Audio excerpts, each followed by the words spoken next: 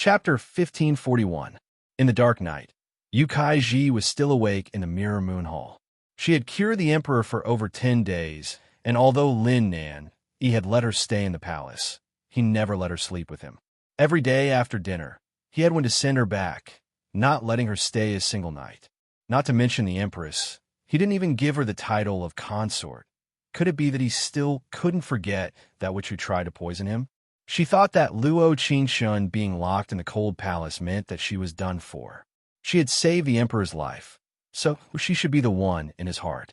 But she never thought that that which would be able to survive in the cold palace. Based on what? Based on what? Based on what? Love can make people brave. Love can make people compromise. Love can make people cruel and merciless. Whether she could become the master of the harem or not, that which Luo Qingshun had to be eliminated. In 7 days, the Indian envoys would come, and the guards in the palace would all go to the Supreme Harmony Hall to protect the emperor. Then the cold palace would definitely be empty. That was the best chance to make a move. She definitely couldn't miss it. 7 days later, Golden Palace. Luo Qingshun felt that this name was quite good. After all, in just a few days, she had earned quite a bit of money. But she was a bit busy, so she suddenly felt that taking in Xiao Tian wasn't the right decision. Because if she had Xiao Tian, she couldn't have Xiao He. The time the flowers bloomed was different from the time the herbs were picked. She had Xiao Tian stay in the open space while she went to the loft to tidy it up. Every flight of stairs in the attic was paved with crystals, and the corners were decorated with glass palace lanterns. The first floor was filled with jewelry, all kinds of jade bracelets, gold hairpins, utensils, ribbons, and etc.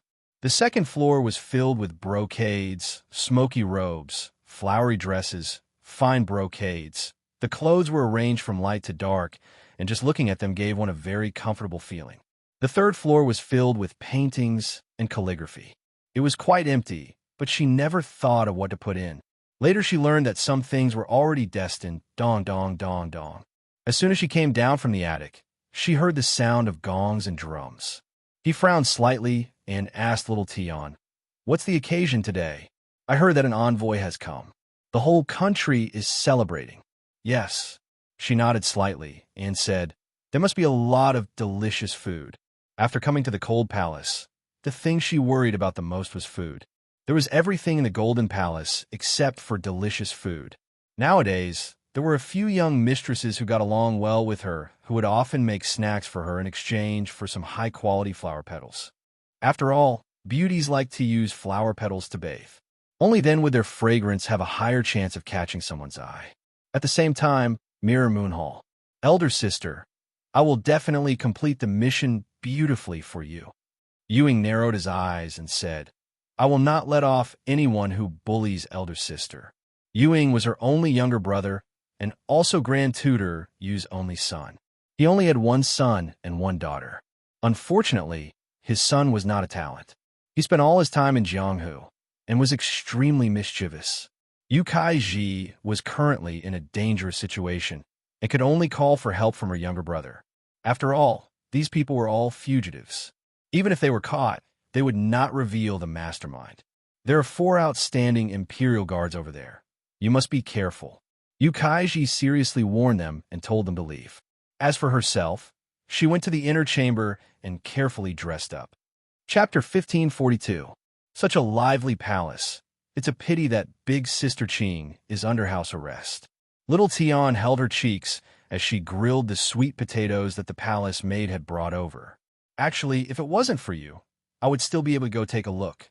"What did Big Sister say?" Luo Qingshun shook her head and said with a smile, "I suddenly feel a bit nostalgic. Little Tian, help me dress up a bit." She still remembered that at the same ceremony, she had used herself as bait to poison him. "But we can't go out. Even if we can't go out, we can still admire ourselves."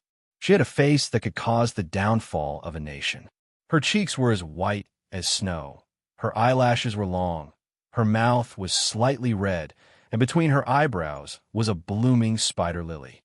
Her hair was combed into a lingyun bun with a plum blossom hairpin on the top of her head. She was wearing a bright red plum blossom skirt and a pair of soft pearl-soled shoes that he had given her. She really is the princess of the glazed glass country. She really, really, really looks good. Little Tion couldn't help looking at her in a daze. It was probably because she had always been wearing simple and elegant clothes. Today, she was wearing such a fiery red dress that she wasn't used to it. I also think so. She pursed her lips and said, "If I can go to the ceremony, there might be a lot of things." Bang, bang. Before she could finish speaking, the sound of fighting could be heard from the door. At this time, the ceremony in the Supreme Harmony Palace should have just begun. It was a scene of singing and dancing. This is bad. Luo Qingshun knit her brows and quickly ran outside. When she turned the corner, she directly took out the Phoenix dance sword from her spatial storage. When this peerless divine sword fell into her hands for the first time, she suddenly felt a bit excited. It was as if this sword had always been hers. Shwa shwa shwa. 3 guards fell in front of her, covered in blood. Don't resist. There's no need to lose your life for a fallen princess. The person who spoke was dressed in black. As soon as he finished speaking, more than 20 people surrounded them. Snow began to fall from the sky. The cold wind blew and the peach blossom petals fluttered. The bright moonlight shone on her snow-white skin. Everything seemed to be announcing the arrival of a bloody battle. Ching, ching. Xiao. Ching, ching. Older sister. Xiao Tian's voice was trembling, and every word, every sound was very vague. However, her trembling feet continued to walk towards Lin Mingya. Anyone who saw this scene would be moved from the depths of their hearts. Unless he was a cold-blooded person without a soul. TSK, TSK, TSK. Yu Ying's mouth twitched as he laughed contemptuously. Then you can accompany your master to hell. In the next second, the guards covered the wounds on their bodies and quickly stood up. Your Highness, we will definitely protect you with our lives. Before he could finish his sentence, he felt something sweet in his mouth. He spat out a mouthful of blood and fell down. Their injuries were too severe, so severe that they didn't even have the strength to stand, but they still kept saying that they would die for each other. This kind of loyal and devoted servant couldn't help but make people feel moved. Yo, what a pity. No matter how strong you are, you won't be able to protect her at this moment. Ewing laughed out loud. After all, you have pitifully few people, right? The cold wind blew and the smell of blood in the air became even stronger. Chapter 1543. She was holding the Phoenix dance sword and was wearing a red brocade dress. The sparkling snowflakes were like jade butterflies dancing in the air, falling onto her hair. Basking in the moonlight, the red spider lily between her eyebrows seemed to come to life. Ewing narrowed his cold eyes, and there was an inexplicable pressure. This feeling was very deep, but he didn't know where it came from. The girl in front of him was wearing a red dress and holding an unknown sword in her hand, as her eyes were as cold as water. At first glance, it didn't seem like she knew martial arts at all. You think that the bold words before you die are of any use? Ewing gave a cold laugh as he said to the 20 black, clothed people around her, "Brothers, charge for me." In an instant, snowflakes fluttered and flower petals filled the sky as the sword rose. When the Phoenix dance sword came out of its sheath, who could compete with it in this world? At the same time, in the Supreme Harmony Hall, the Indian envoys were all singing and dancing, making it very lively. Yu Kaiji was wearing a peacock-embroidered golden brocade dress with a magpie hairpin inserted diagonally on the top of her head. She was holding a translucent chrysanthemum fan in her hand, looking very elegant and dignified. The 2 rows of little mistresses who hadn't seen the emperor in many years. Yu Kaiji felt that she was very attractive at this moment. The surrounding people were very envious of her, envious that she could become the person in Lin Nanyi's heart. But there was one thing that she never thought was that these little mistresses weren't friendly to her. I heard that she's the emperor's new favorite. She really is lacking compared to the previous princess of the Golden Palace. Agreed. Last time I bought some lavender petals from her, and she gave me many other petals. Right. This Miss Yu doesn't even have the status of a little mistress in the harem. She even ordered me around last time. You were ordered around. Right. I took the kite from the tree for her. After all, she is the emperor's favorite, and I've only seen the emperor's face today. How could I dare offend her? But to be honest, the emperor is so handsome. Although they were discussing in low voices, there were still a few words that reached Yu Kaiji's ears when the ancient string stopped. Her expression changed, and her sharp eyes swept over the faces of the little mistresses. Seeing this, they immediately lowered their heads resentfully. At this moment, a royal guard covered in blood rushed into the Hall of Supreme Harmony. He collapsed in front of Gu Feng and stammered, There are assassins. There are many. Princess. Before he could finish, he fainted from excessive blood loss. Lin Dong Shui, sitting in the back, saw this, and while everyone was focused on the dance, he left his seat. What happened? He saw Gu Feng walking forward, heading in Lin Nanyi's direction, so he stopped him. There was an assassin in Her Royal Highness's bedchamber. This humble one was about to report this to His Majesty. No need. Lin Dong Shui looked at the stage before saying to the nervous Gu Feng, This envoy is here. Don't disturb the emperor's mood. Bring the guards with you. I'll go with you. This what? Is Gu Feng doubting my martial arts? How would I dare? The matter of the pacifying West King fighting 1 against 100 in the Battle of Han Sha. There is no one in the palace that doesn't know this. He knit his brows and cupped his hands. This humble one will go with your highness. Lin Dong Shui didn't know that when he left his seat, there were 2 people in the Hall of Supreme Harmony who noticed him. Chapter 1544. Emperor, Kaiji just drank a bit of wine and isn't feeling well. I want to go back to my room to rest first. Yu Kaiji scratched her head. She had a smile like a flower on her face, but her heart was a bit nervous. There was a moment when she saw a person covered in blood through the crowd. There was only one possibility for an injured guard to appear in the palace at this time. That guard came for the cold palace Luo Qingshun lived in. Lin Dong Shui was going to save her. That childhood sweetheart who said that he would only love her in this life. Would he really save the person she wanted to kill? All of a sudden, a feeling of unwillingness welled up in his heart. All right, Lin Nanny nodded and didn't say anything else. His heart was a bit unsettled. Most of the people in the palace were here. Did Lin Dong Shui leave to find her? Just thinking about it made his heart feel very unhappy. After the song was over, he waved his hand and said, This one is a bit tired. Let the banquet continue. Everyone looked at each other, and the scene instantly became extremely awkward. The few young lords who had been gossiping about Yu Kaiji were also a little flustered for a while. Could it be that the emperor was looking for Yu Kaiji, who had just left? The emperor is returning to the palace. When his voice rang out, the music stopped, and everyone said, Respectfully sending off the emperor. When they came down from the stage and entered the sedan, Wenda said in a small voice, This old servant heard that Her Highness was attacked by an assassin. What? The pacifying West King has already brought Gu Feng and the others to help, but the Imperial Guard who came back to report has already stopped breathing. Lin Nan gritted his teeth and said in a voice without any warmth, If there is anything related to her in the future, and this one isn't the first to know, the chances of your head being on your neck is very low. This old servant deserves death. He quickly kneeled down. The emperor wants to. He jumped out of the sedan and ran off in the direction of Luo Qingshun's cold palace. The snowflakes filling the sky made his heart fall bit by bit as fear filled his heart. At the same time, in a silent corridor, Yu Kaiji was panting as she blocked Lin Dong Shui's path. This was the first time she had seen him since entering the palace. He was still as handsome and carefree as he had been in his youth. She vaguely remembered that he always stood behind her at that time. She was like a dazzling young miss who was envied by everyone. But now, when they met again, they felt as if they were strangers. Where are you going?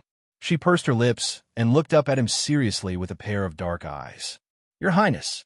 Gu Feng frowned as beads of sweat appeared on his forehead. Having been by the emperor's side for so many years, he was as clear as Wenda. The person locked in the cold palace could not die. If she died, countless people in the palace would be buried with her. You go first. Lin Dong Shui crossed his hands and his brows slightly twitched. His heart was actually moved at this moment.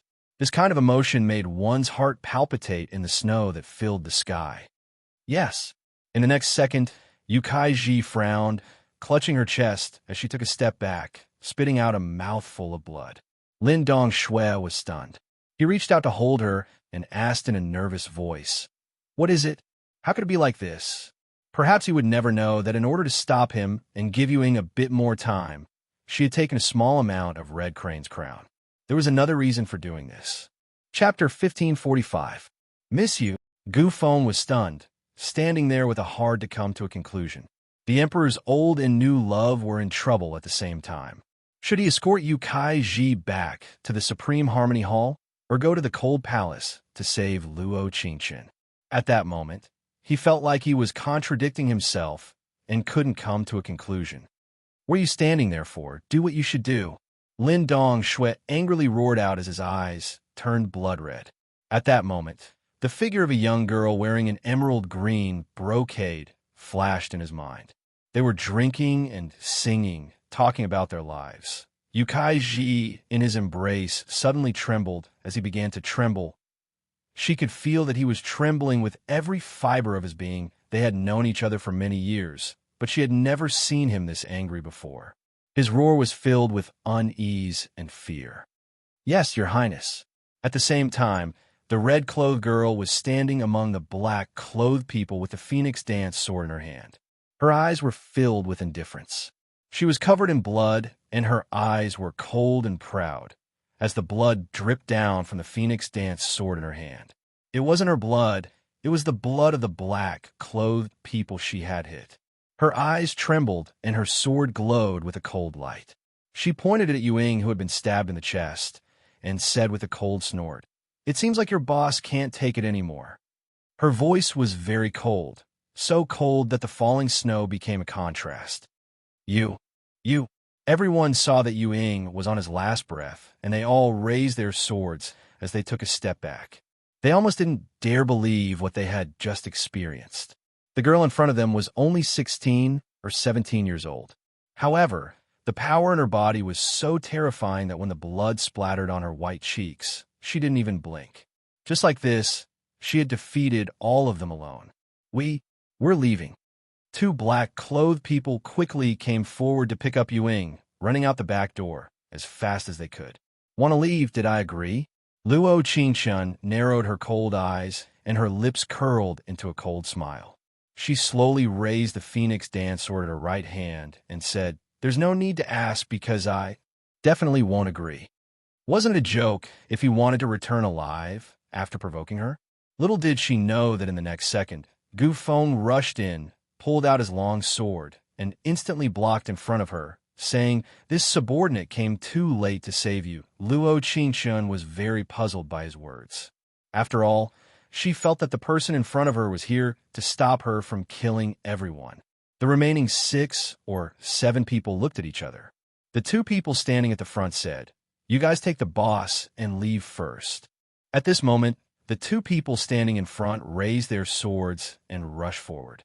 Gu Feng and the 2 guards immediately went forward to meet them. The other 3 or 4 people escorted Yuing away. Luo Qingchen wanted to chase after him, but she didn't want to use her martial arts in front of Gu Feng. After all, this kind of martial arts was too different from the original owners. However, the dozen or so corpses in front of her gave her a headache. It wasn't that she was being ruthless, but the other party's every move was fatal, not giving her any way out. Under that kind of battle, as long as she was slightly distracted, she might die on the spot. Not long after, Gu Feng took care of the 2 black-clothed people who rushed forward. They originally wanted to catch them, but for the so-called righteousness of Jianghu, when they knew that they couldn't escape, they raised their swords and killed themselves. Chapter 1546. Luo Qingchen heard this and waved her hand. No. Gu Feng looked at her in disbelief. She was covered in blood from head to toe, but her face wasn't pale at all. She really wasn't injured? How is that possible? But looking at the corpses on the ground, he had to believe that the person in front of him was strong, unbelievably strong. "I'm not injured, but your people are injured." Luo Qingchen leaned over and touched their necks with her finger. "They're still breathing. Go find the imperial doctor and have your subordinates bring the three of them into the hall. Don't wait, it'll be too late. As soon as her voice fell, she looked at Xiao Tian kneeling on the ground and said, "Go in with them." Yes, yes. She closed her eyes, and the surroundings suddenly became silent. After a while, there was only her left in the front yard. The snowflakes fell onto her, and she suddenly felt a bit aggrieved. In the next second, she gently brushed her right hand over her waist, her eyebrows slightly trembling. Jade pendant. She had found the jade pendant that belonged to him, and it was gone. It should have fallen off during the fight. She leaned over and pushed aside the blood-stained snow, looking for the jade pendant. Not far away, there were soft footsteps that came in her direction. The footsteps were soft, but his heart was heavy. He looked at the girl's back, and his heart suddenly skipped a beat. She was wearing a large red dress, standing in the blood-stained snow. Her hair fluttered in the wind, and the air was filled with the scent of blood and peach blossoms. She seemed to be looking for something, looking very anxious. He had met Gu Feng in the hallway, who was moving the corpses out. There was only Gu Feng, no one else. Lin Dong, Xue didn't come. When Gu Feng said that she wasn't injured, his heart, which had been hanging in his throat, slowly calmed down. On the way here, he had been running with his qigong. His mind was blank, as if all his thoughts had stopped. Other than fear, there was only fear. He was afraid that he would see a cold corpse when he opened the door, afraid that he would have to suffer the pain of losing something he never got. Thank goodness she was fine. At this moment, Luo Qingchun felt a chill run down her spine. She was clearly aware that someone was approaching her. The person's footsteps were very light. Amidst the strangeness, there was also a touch of familiarity. She frowned slightly and gripped the Phoenix Dance sword tightly in her right hand. Her ears twitched slightly, and after calculating the distance of the approaching person, she suddenly stood up. He raised his eyes and raised his sword. However, when she saw the person in front of her, her right hand suddenly trembled. The sword at Lin Nan Yi's neck accidentally cut a layer of his skin, and blood came out. "What? You still want to kill me?" His voice was very pleasant to the ears. It was as cool as water with a touch of coldness, and every word entered her ears. Luo Qingchun didn't say anything. She just pursed her lips, frowned slightly, and her eyes were a little red. She actually felt a little wronged. She had been here for quite some time, but she had never obtained anything like favorability points. He didn't even know what he had done wrong, but his hatred was still rising. She had never been hugged, cared about, or even protected. After a while, she slowly put down her sword and her eyes fell onto a spot under his feet. Chapter 1547. Lin Nan Yi slowly leaned over and picked up the jade pendant. The peach blossoms rustled and landed on his lapel. He raised his eyebrows slightly and looked at her with a complicated expression in his deep eyes. After a while, he walked in her direction and tied the flowing cloud pendant to her waist. The snow was falling and the ground was covered in blood. The jade pendant shook and made a crisp sound. He looked at her for a long time. The blood on his neck had already dried, but the sadness in his eyes made one's heart tremble. This one always wants to know, what were you thinking when you tried to kill me? This one also wants to know if this one really died. Would your smile look good? She heard this, and her fingers covered in blood trembled. It was like her chest had been hit by something, and it hurt a lot. Just what kind of despair could make a person say something like this? This suffocating feeling was even more unbearable than when he was fighting dozens of black men. It's good that you're fine. When Lin Nan Yi said these words, she could clearly feel him let out a long sigh of relief. But Luo Qingchun felt like the words that came to her mouth were stuck in her throat. This one likes to interrupt others. Does the emperor know what I'm thinking? She raised her right hand and put the handkerchief in her pocket on the wound on his neck. If you don't know, don't guess what other people are thinking. This one, because this is very hurtful. Giving people a taste of their own medicine. This was what Luo Qingchun did the most. Lin Nan Yi narrowed his eyes as he looked at the person in front of him with eyes that were like stars. Her eyes were very beautiful, and her slightly pursed lips looked a bit aggrieved. Without knowing why, he felt his heart skip a beat. The girl in front of him was covered in blood, and most of her white cheeks were covered in blood. But even like this, she still looked very good in his eyes. She looked very good no matter how he looked at her. In the next second, he raised his left hand and abruptly grabbed her right hand that was beside his neck. Luo Qingshun was stunned as the warmth of Lin Nanyi's palm made her ice-cold hand tremble. He turned his hand and took her hand in his, wiping her face with a handkerchief covered in his blood. "Go and wash up. It's a bit dirty." In that instant, her face, which was already covered in blood, turned red.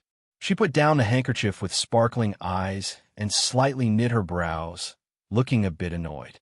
His deep eyes narrowed. This was his first time seeing her shy appearance. It was very cute, but he didn't know if this cuteness was faking it, to make him let his guard down and kill him again. Didn't she already give him the antidote? Ding! Hatred has decreased by 10%. There is only 20% remaining. The system's notification made her feel even more aggrieved. She blinked her eyes, suppressing her emotions back down her heart. It seemed like in Lin Nanyi's heart, there had to be no hatred to have any affection. Everyone had different personalities. He was so stubborn that it was a bit terrifying. Da-da-da. When it quickly ran over. Seeing that Luo Qingshun was fine, he let out a long sigh of relief like he had been reborn. He didn't dare imagine that if something happened to her, he wouldn't be able to live until the sun rose tomorrow. What is it? Miss Yu was poisoned by the red crane crown poison, and the pacifying West King has already brought her to the Supreme Harmony Hall. Chapter 1548. Why was it the Supreme Harmony Hall and not the Cold West Hall? When Luo Qingshun was injured that day, he had taken her to the Cold West Hall without another word. But now it was Yu Kaiji who he couldn't forget, but he had taken her to the Supreme Harmony Hall.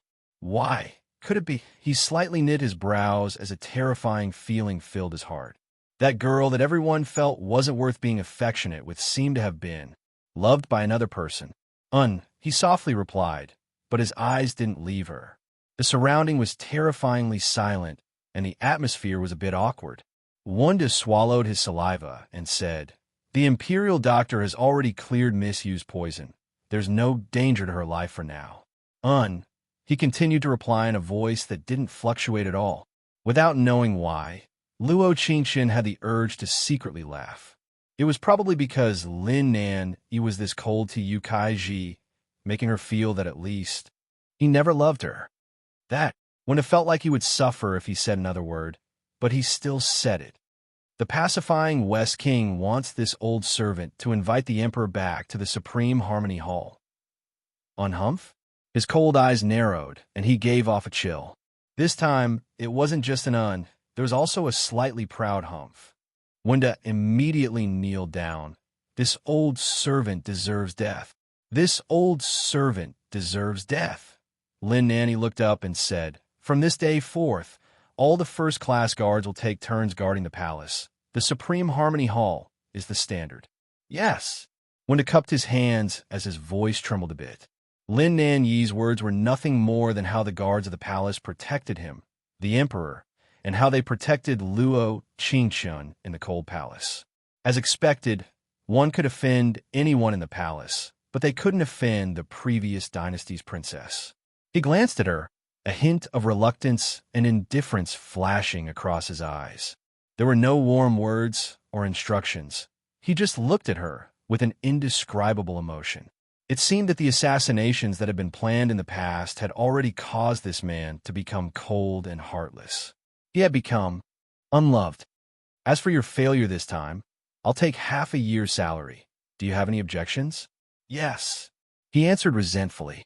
He didn't forget to shout in his heart. Whenever there's something about the princess of the previous dynasty, the emperor's image of loving the people like his own children and empathizing with the people instantly becomes two words. Fatuous ruler, fatuous ruler. Returning to the Supreme Harmony Hall, Yu Kaiji was lying on a soft couch with a pale face. Lin Dong Shui stood in front of the window with his hands crossed as his heart filled with anxiety. There was a place he wanted to go. He really wanted to go. His Majesty has arrived. Wenda's sonorous voice rang out. Lin Dong Shui quickly cupped his hands. "Greetings, royal brother. There's no need to be so courteous." He nodded slightly. Looking at the expression in his younger brother's eyes, he suddenly felt somewhat displeased. As long as he looked at him, he would be reminded of that day in Cold West Palace, when he was talking and laughing with Luo Qingchen. It was still in his mind, and he couldn't get out of his head. Since Imperial Brother has returned, I will take my leave. He frowned slightly. Although his face looked calm, one could hear the slight anxiety in his voice. Lin Nan, he could hear it. Is there something urgent that Royal Brother is in such a rush? Lin Nan, he narrowed his cold eyes, and even his voice was a bit cold. Lin Dong Shuel looked down and cupped his hands. Something happened to a friend of this minister's. Chapter 1549. Lin Dong Shuel suddenly looked up at Lin Nan Yi with a bit of confusion. How did he know that something happened to Luo Qingchen? His eyes fell on the wound on Lin Nan Yi's neck. It was a sword wound. Could it be he went to the Cold Palace? Ah! There was a soft cry that broke the silence between the two brothers. Yu Kaiji opened her eyes and bit her lip in pain. Emperor, Emperor. 3 seconds later, Lin Nan Yi slowly turned around and headed in Yu Kaiji's direction. At that moment, he felt that his heart was filled with unwillingness. He knew that Lin Dong Shuel would go find her, but he couldn't find a reason to stop him. Yu Kaiji looked at Lin Dong Shuel, who was far away, and her heart ached. She was very clear that she had never had Lin Nan Yi's love. But now, she had lost Lin Dong Shuel's love. The next morning, Xiao Tian still hadn't recovered from her shock, raising her weapon at the slightest movement. So when Lin Dong Shuel came in, Xiao Tian shouted in a loud voice, "Who?" Then she angrily said, "Greetings to your highness, Un." He nodded with a chuckle. "There are first-class Imperial guards outside the palace. Don't worry too much." Xiao Tian pursed her lips. "I said the same thing last time. In the end, it was Big Sister Qing who protected everyone." Even now, Xiao Tian couldn't forget everything that happened last night. That master who normally didn't even have the strength to truss a chicken, wearing a set of red clothes, holding a sword, and having eyes filled with cold, killing intent. Lin Dong Shuel gave a nod of deep meaning before looking over Luo Qingchen. She was wearing a lotus green robe today, which was simple and elegant. Her face didn't look bad, so she shouldn't have been injured. "You really are the glazed glass country's princess. Compared to the other girls in the palace, you're a bit better at wielding swords." "You're certain it's only a bit better?" Lin Dong Shuel wanted to praise her, but the comparison was a bit weak. "It seems like your highness is very confident in your martial arts." Lin Dong Shuel's brows relaxed. "How about we have a competition? I'm afraid you'll lose face if you lose." She shrugged and said to little Tian, "Prepare to open for business." As soon as he finished speaking, he took out a fan from his sleeve and threw it at her. Luo Qingchen knit her brows and jumped out, dodging Lin Dong Shuel's attack. His right hand quickly took out a moon glass fan from his sleeve and lightly waved it. A sudden attack is not the conduct of a gentleman. Every time I realize that you and I have the same hobby, what? Carry a folding fan with you. Luo Qingchen actually wanted to tell her that her moon glass fan was stored in her portable space and not carried around. "How about it, Your Highness? Why don't we have a match? Your Highness is provoking me like this. If I don't accept, wouldn't it be too embarrassing?" After that, Luo Qingchen softly waved the moon glass fan and sent it out in Lin Dong Shuel's direction. Of course, she didn't use her full strength. With two quang-dang sounds, the two fans hit each other in the air. There was a breeze that filled the front yard with flowers that filled the air, and a fragrance filled the air. At that moment, Lin Dong Shuel narrowed his eyes to look at the girl who was fighting with him. She was wearing a blue dress and had a bit of makeup on. He couldn't help, blinding his eyes. After that, there was the sound of the folding fan falling to the ground. Chapter 1550. Lin Dong Shuel gave a soft laugh as his brows relaxed. "Although you won, it wasn't an honorable win." "Why?" Luo Qingchen looked at him with a confused look. A loss was a loss, a win was a win. How could he act shamelessly because he used a plan? His lips curled as a faint sparkle appeared in his eyes. "What?" He fixed his eyes on her and looked at her seriously. He said word by word, "Honey trap." Some people's appearance was an accident, a beautiful and sad accident. When he carried Yu Kaiji back to the Supreme Harmony Hall last night, he couldn't help thinking. If the first person he met in this world was Luo Qingchen and not Yu Kaiji, would the person he fell in love with have changed?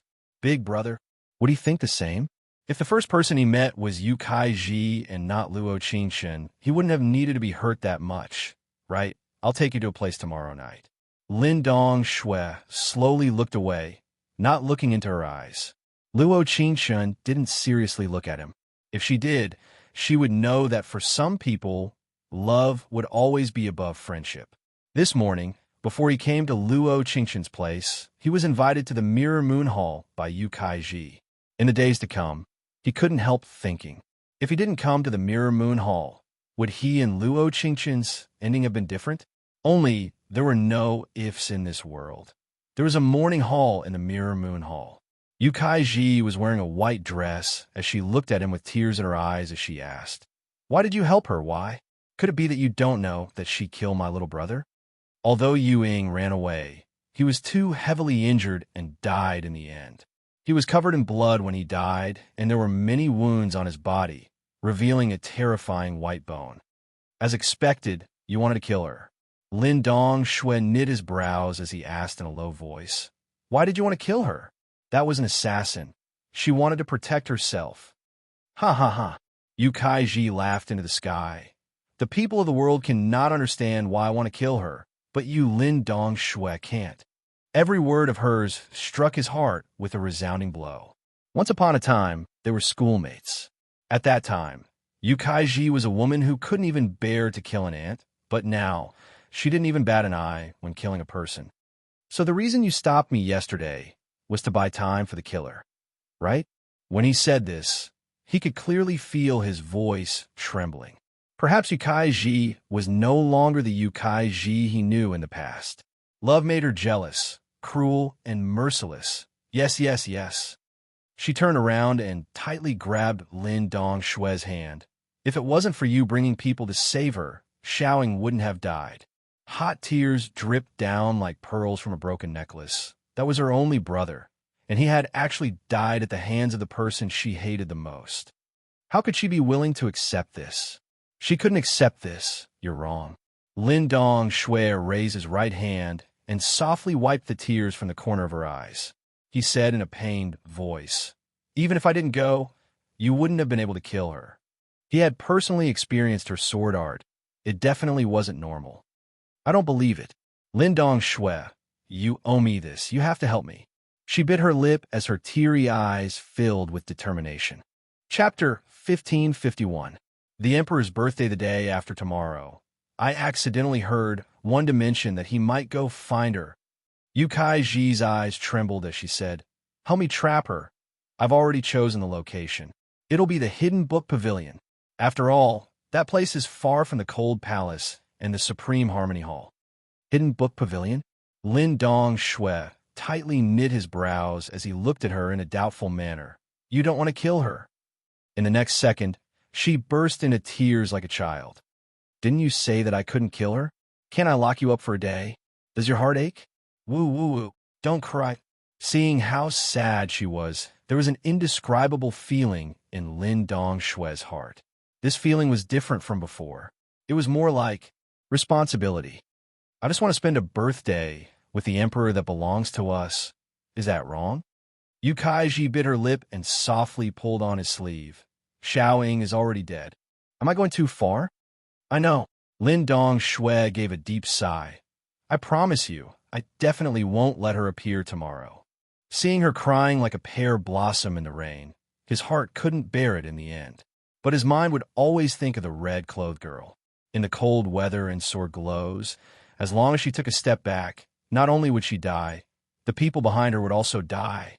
Fresh blood dyed her fair face red. Her clear eyes, however, did not shed a single drop of hot tears. Yu Kaiji's tears made him feel pity, and Luo Qingchen was too strong. It strangely made his heart ache. He suddenly felt that he was despicable. He finally agreed to Yu Kaiji's request. But there wasn't just one kind of selfishness. There was another kind. He also didn't want her to spend Lin and Yi's birthday with him. Jealousy made people lose their reason and make the wrong judgment. The next evening, Xiao Yi came looking for her with Lin Dong Shui's token. The guards at the palace gate looked at each other, but they didn't stop her. But one of the guards secretly went to the Supreme Harmony Hall to report this matter. By chance, Lin Nan he wasn't in the Supreme Harmony Hall. He had secretly gone to the Grand Council. Right now, the imperial court was divided into 3 parts. 1/3 belonged to him, 1/3 belonged to Grand Tutor Yu, and the other third belonged to Great General Meng Han. Great General Meng Han was a godlike existence in the army. He took the world as his responsibility and never participated in the affairs of the imperial court. Even though Grand Tutor Yu had tried several times to rope him in, he had failed. This time, it was Lin Nan Yi's turn. "Your Majesty, why is this general in the Grand Council?" "Lin Nan," he said with a chuckle, "General Meng cares about the people of the world. Now that there are wars everywhere, naturally you're here planning tactics every day. Your Majesty is worried." Meng Han had a slightly strange look in his eyes, but he immediately cupped his hands and knelt down. "The local war will be settled in less than a month." "Meng Han, Meng Han." Lin Nan he softly helped him up. "Your wife and child were taken by them, right?" "Your Majesty, give them whatever they want. Make sure the general's wife and child are safe first." Lin Nan he patted his shoulder and said, "My heavenly dynasty is peaceful. We don't lack 1 or 2 cities." "But Emperor," Meng Han knelt down again, "how can this general—" Chapter 1552. But the ministers of the court, "If you don't say anything and this one doesn't say anything, who in the court will know?" He stood with his hands clasped behind his back and narrowed his eyes. A small border country like that only wants the 2 cities at the border. With a great general's prestige in the army, who would dare act rashly? As for the court, with this one backing you, who would dare say anything? After a while, Meng Han kowtowed to Lin Nan. "The Emperor's grace today, this general has no way to repay it. From this day forth, I will do my best until my death." "That's not necessary. This one just wants you to appear when this one needs you the most. That's enough." Lin Nan he revealed a smile that no one knew about. For today he had done too much, so much that he had already gone against the rules of heaven and earth, but he didn't care. At the same time, after going around half the palace, Xiao Yi brought her to the Hidden Book Pavilion. This was a place close to the Westgate Palace. The snow was very thick, and it seemed like people rarely came here. "Your Highness, please come with this servant." Xiao Yi waved the candle and lit up the Hidden Book Pavilion. "The king on duty today has already been transferred away. He wanted me to tell your Highness that you can look at some books on medicine first. He'll be here soon." Luo Qingqian blinked as a bit of doubt flashed in her eyes. Although she did say a few days ago that she had to know the effects of most of the rare herbs in the yard, she felt that something was very strange. "There are books on rare herbs. His Highness has already placed them on the table. Your Highness can look at them first. This servant still has to help in the Imperial kitchen, so I'll be leaving first." "Imperial kitchen? What are you going to do this late at night?" Luo Qingqian looked out the door. The bright moon was already high up in the sky. Shouldn't they have already eaten dinner at this time? "Reporting to your Highness, today is the Emperor's birthday. Miss Yu is holding a banquet in the Mirror Moon Hall to celebrate the Emperor's birthday." Xiao Yi gave her a harmless smile, as if she didn't notice her displeased look at all. "Ah, understood." Luo Qingqian waved her hand. "You can go. This servant will take her leave." There was the sound of the wooden door being gently closed. Little did she know that a gust of cold wind blew past. Her underwear probably didn't close properly, and the door was blown open. She slowly walked forward and closed it again.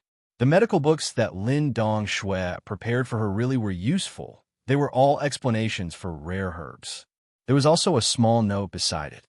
The handwriting was elegant and vigorous. A godly doctor still needed to read more books. Lin Dong Shui puffed. She chuckled and raised the corner of her mouth as she muttered, "After getting to know each other, this prince really likes to joke around." At the same time, in the cold West Palace, under the moonlight, there were a few pots of wine, but there was no one around. He sent all of his subordinates to Mirror Moon Hall to help, while he drank alone. There were only a few plum blossoms in the front yard of the cold West Palace. The faint fragrance was immediately overwhelmed by the rich aroma of the wine. He wanted to get drunk. For some reason, he wanted to get drunk as soon as possible. His mind was filled with the image of that young girl. The two folding fans collided in the air. She smiled faintly, her eyes as clear as water. Actually, he could go to such an appointment, but he was too ashamed to do so. Chapter 1553. But at this moment, in the other corner of the palace, the Mirror Moon Hall was very lively. The tables were filled with fine wine and delicacies, as well as the circus and dance troupe that came in from outside the palace. Yukai was sitting on the high stage, and the two sides of the stage were filled with the little girls who had whispered to her when the Indian envoys came. Today is the emperor's birthday, so he told Wanda not to be extravagant. But I feel that we should celebrate such an important day with the emperor, right?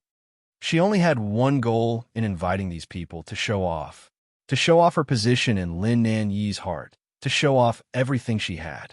After the banquet, she wasn't worried that Lin Nan Yi would like any of the little girls, because she knew that other than the captured princess, there was no one who had a higher position in Lin Nan Yi's heart than her. Miss Yu is right. Yes, yes, yes. Everyone looked at each other and nodded repeatedly. At this moment, the emperor hadn't appeared at all, so this banquet felt like it was a trap. The emperor isn't back yet? Yukai knit her brows as she asked the maid beside her. This servant went to the Supreme Harmony Hall, and Eunuch Wunda said that the emperor left early in the morning and still hasn't come back. Invite him again. Yes. She knit her brows as a dark look appeared in her eyes. She had made all these preparations. If she couldn't make Lin Nan Yi stay in the Mirror Moon Hall tonight, wouldn't it all be a waste? Right, we can carry out the pacifying West King's plan. She said to the maid behind her in a soft voice, "We have to be fast. Don't let anyone suspect us." But Miss, the pacifying West King, didn't go to the hidden book pavilion, what? She exclaimed, and everyone's eyes fell on her. The next second, with a smile on her face, she hurriedly adjusted her voice and said, "What's going on?" The pacifying West King went back to the cold West Hall. He didn't go to the hidden book pavilion. The maid lowered her voice as she said, "I heard our people say that His Highness went to the wine cellar to get a lot of wine and drank alone in the cold West Hall." Yukai heard this, and her heart was deeply stunned. There was an indescribable feeling in her heart. There were some things she never had, and there were some things she had always lost. Since Lin Dong Shui didn't want her goodwill, then she would leave it for others to enjoy. Go find two men. They can't be father-in-law's men. No matter what method we use, we have to be fast. She bit her lip and said, "Everything else will be carried out according to the original plan." Hidden Book Pavilion. Luo Qingshuekai, Ji's name, was Yukai. After 2 hours, Lin Dong Shui still hadn't come. Could it be that this person had forgotten? Luo Qingchun held her cheek with her left hand and tapped the table out of habit with her right hand as she said to herself, "This ancient era isn't good. If it was the modern era, she would have already called him and scolded him first. People who don't keep their promises are the most hateful." An extremely soft sound rang out. Her ears twitched slightly as if she had heard something. 3 seconds later, she raised her eyebrows and quickly covered her mouth with her right hand. She then took out the Fengwu sword from her portable space. With 2 clicks, all the windows and doors were locked. Chapter 1554. She looked at the dense hidden book pavilion before putting the Phoenix dance sword back and exchanging for a dagger. Ding! 500 exchange points has been taken. Successfully exchanged for a jade dagger. Permanent use. It sounded so good, but it was just an ordinary dagger that looked a bit better on the outside. The host is right. She shook her head slightly, allowing herself to be in a state of high concentration. The first thing she thought of was to use her ability to escape. The level 2 teleportation, it had been a long time since she used it. But when she thought of teleporting, she found that she was still in place. Then there was only one possibility. Someone could see her. The aphrodisiac smoke continued to spread into the library, and the surrounding visibility became very low. She looked up with cold eyes and planned on breaking through the door. But she didn't know that all the candles in the room had dimmed. She turned around and looked for a pillar to use as cover, blocking her position. It seemed like this entire plan was very precise. Layers upon layers, there wasn't a single mistake. She couldn't help shaking her head as she thought. Lin Dong Shui. Ah, Lin Dong Shui. Is Yu Kai Ji that important to you that you would do such a despicable thing? What a joke. Could it be that you want to kill Luo Qingshan like this? Dang, dang, dang. There was the sound of swords clashing outside the door. In just a few seconds, there were two pitiful cries before the surroundings fell silent again.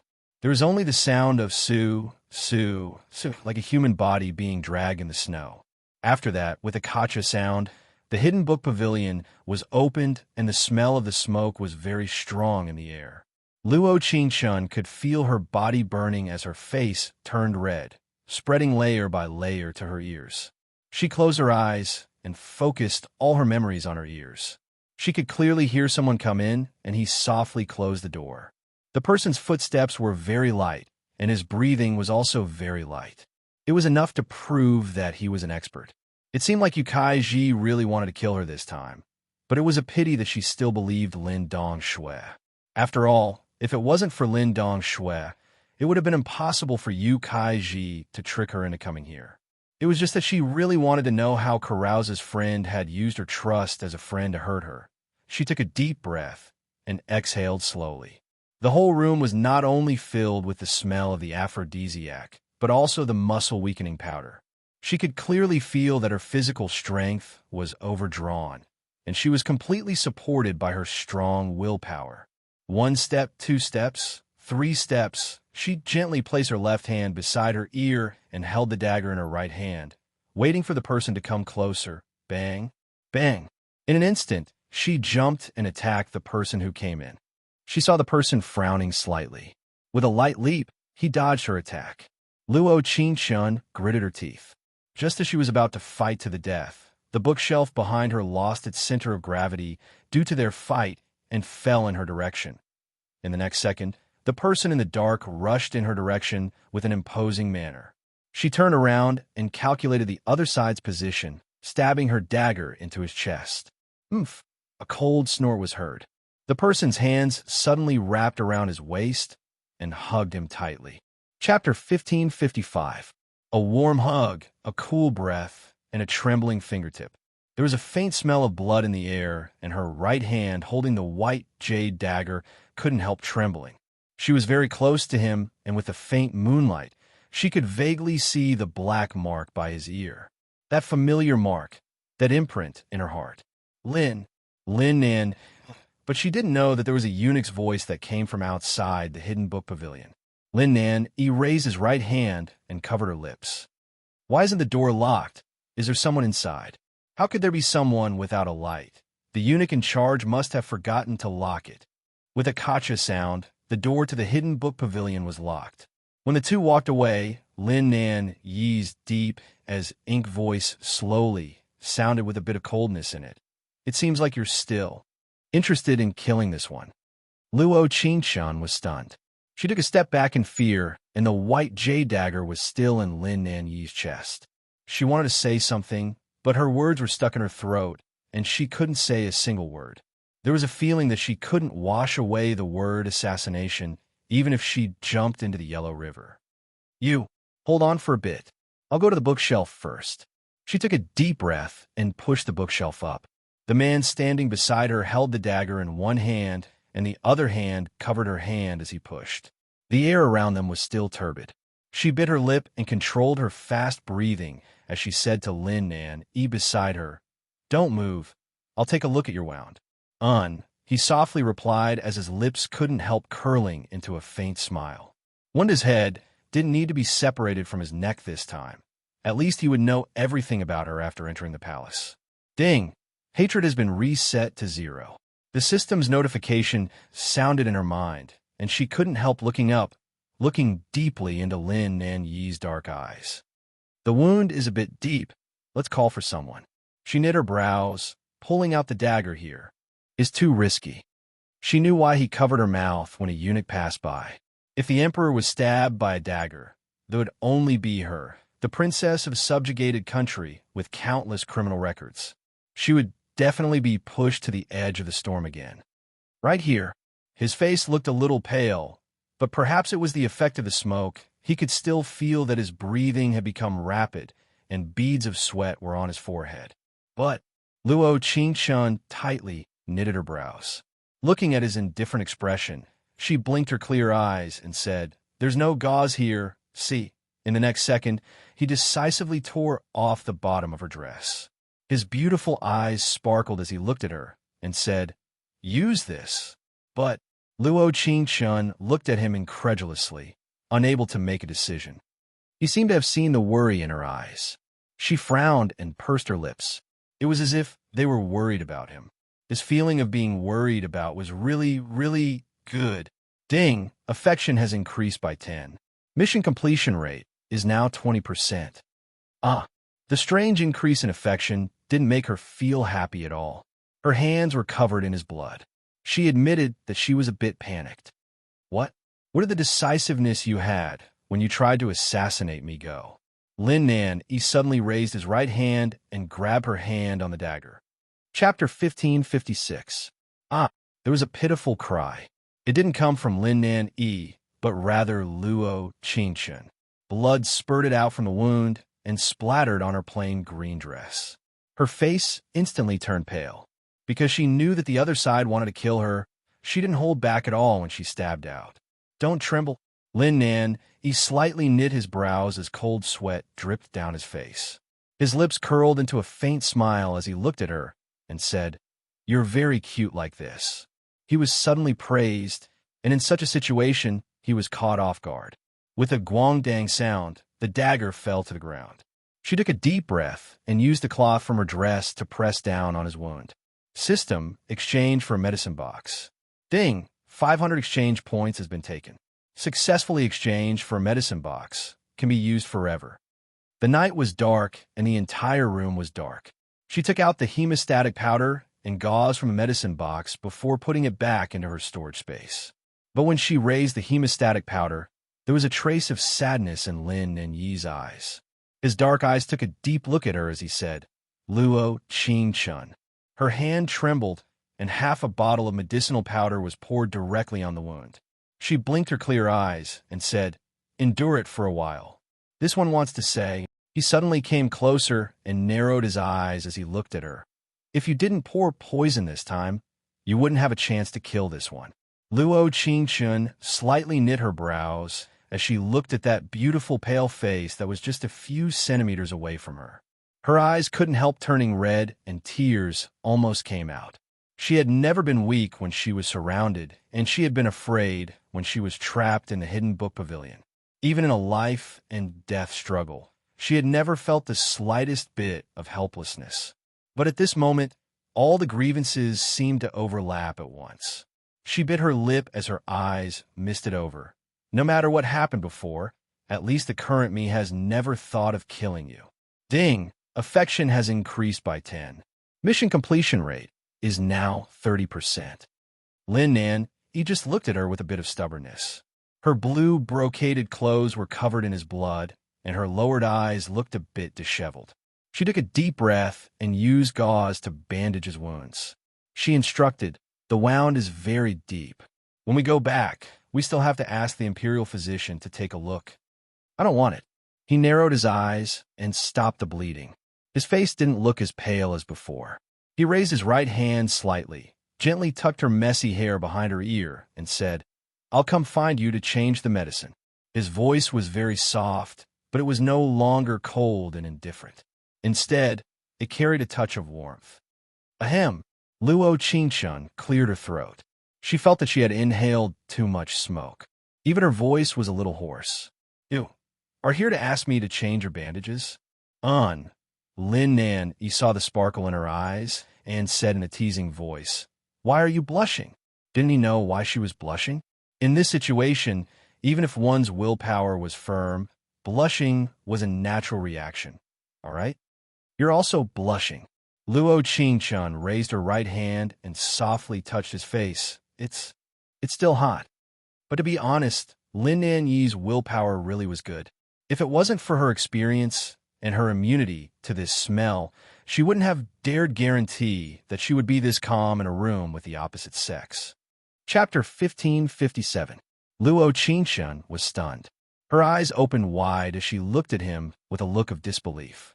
Without knowing why, there was a sentence that suddenly appeared in her mind as she said, "It's the so-called broad daylight. It's a dark night and there's no one around." Lin Nan, he had a faint smile as he looked at her. This one feels that it's very suitable. It was probably because she had inhaled too much smoke, but when Lin Nan, he was this close to her, she could feel her heart beating fast. Her mouth was dry, her breathing was fast, and her heart was burning. Seeing the face in front of her come closer, there was only one reflex action left in her mind. That was to close her eyes. Her long lashes fanned over her white cheeks as she slightly pursed her lips. Lin Nan, he looked at her with eyes that were as deep as water for a long time. He had never been this close to her before. Every time he was this close, he would be injured. Knife wounds, sword wounds, poison. This time, she was right in front of him, and the sound of her fast breathing filled his ears, making his heart skip a beat. But it wasn't time yet. Dong! In the next second, he raised his hand and lightly flicked her forehead. Your head is filled with thoughts of things that can be exposed. Luo Qingshun seriously listened to this with a faint smile and a gentle voice. However, she had a feeling that it was extremely embarrassing. 3 seconds later, she touched her ear out of habit and pretended to yawn. Her eyes sparkled as she said, "So sleepy. I almost fell asleep just now." Lin Nan, sitting beside her, saw her cute appearance and couldn't help revealing a smile. She said this while not forgetting to lean against the bookshelf on the side. Good night, good night. Come here." He softly pulled her hand. The other side had fallen into a deep sleep of self-anesthesia. There was a kind of person in this world that couldn't be woken up, which was people who pretended to be asleep. Lin Nan, he held his wound and changed his position. He pulled her over and had her lean against his uninjured shoulder. She seriously closed her eyes, revealed a serious smile, and seriously enjoyed this silence. She and Lin Nanny thought that the first person to find them would be Wanda, but they never thought that 2 hours later, the one who opened the door to the hidden book pavilion would be Lin Dongshui. Kacha! The sound of the wooden door opening woke up Luo Qingshun and Lin Nanny. The bright moonlight shined in and blew the snowflakes into the hidden book pavilion. When Lin Dongshui saw the two of them, his nervous expression instantly filled with shock. The shock came from Lin Nan. He was actually in the hidden book pavilion at this time. Lin Nan, of Lin Nan, of course, of Lin Nan of Lin. Lin Nan Yi's Lin Nan of King Goff of Lin Nan of her of her of Lin Nan of his of her of course of A's. When he was about to speak, he never thought that Luo Qingshun would speak first. For the pacifying West King to appear here at this time, it really is surprising. Her white as snow face didn't have a single expression as she coldly said, "Could it be that your conscience is unsettled or that your plans have changed?" Chapter 1558. Lin Dongshui tightly bit his lip as a pained look flashed in his eyes. At this very moment, his heart felt as if it was being squeezed together. This uncomfortable feeling didn't come from Luo Qingshun, but rather from himself, because he had done a despicable thing that he could not forgive himself for. It was already midnight when they returned to the Golden Palace. Lin Dongshui sent her back, and Lin Nan, he was escorted back to the Supreme Harmony Hall by Wanda, who came later. Qingshun, standing at the entrance of the Golden Palace, Lin Dongshui looked at her with an indifferent expression and said, "I still owe you an apology." After a while, she revealed a faint smile and softly replied, "No need. Only friends need to apologize to me. We don't." As soon as her voice fell, she gave a bow. "Then I won't send your highness off." The cold wind blew and the snow fell to the ground. Since there were many things that had been chosen, there was no need to say anything else. After a while, his eyes gradually dimmed, and he tightly knit his brows as he looked at her. Rest well. She didn't sleep all night, and her mind was in a mess as she worried about many things. But the one she was most worried about was Lin Nan. She knew that her stab wasn't shallow. Outside the Supreme Harmony Hall, Yu Kaiji was kneeling in the snow in a golden phoenix dance dress. asking to see Lin Nan Yi. She was strangely anxious. Lin Nan Yi hadn't appeared all night. Her people had heard that he had returned to the palace early, but she didn't know where he went. The banquet in the Mirror Moon Hall ended, and those little girls looked at her with different gazes. Disdain, taunting, cold laughter, damn. Why? Why couldn't she spend the birthday of the man she loved the most with him after making so many preparations? But when he came back, he went straight to the Supreme Harmony Hall and didn't see anyone. Miss you, the Emperor is tired and went to bed early today. Wanda held an umbrella as he said to her, "You don't need to wait. It isn't too late to see the Emperor tomorrow. Eunuch, could you please announce it for me? I only want to see His Majesty once." She bit her lips as tears streamed down her cheeks, dripping down her cheeks. "Miss you, why make it hard for this old servant? Duh. When Yu Kaiji wanted to say something, there were footsteps not far away that slowly came from Lin Dongshui. As if Wanda didn't exist, he directly pulled Yu Kaiji up from the cold snow with his right hand, roaring, "What are you doing here?" Her face was red and stiff from the cold. Her hands were trembling uncontrollably, and even her teeth were chattering. "What are you doing?" She forcefully flung her hand away. Seeing that Wanda was still there, her tone instantly changed as she said, "If Wang Yi has something to say, please say it." Humph. Lin Dongshui gave a cold snort before taking her hand and walking in the opposite direction. Yu Kaiji struggled with all her might, but it was useless.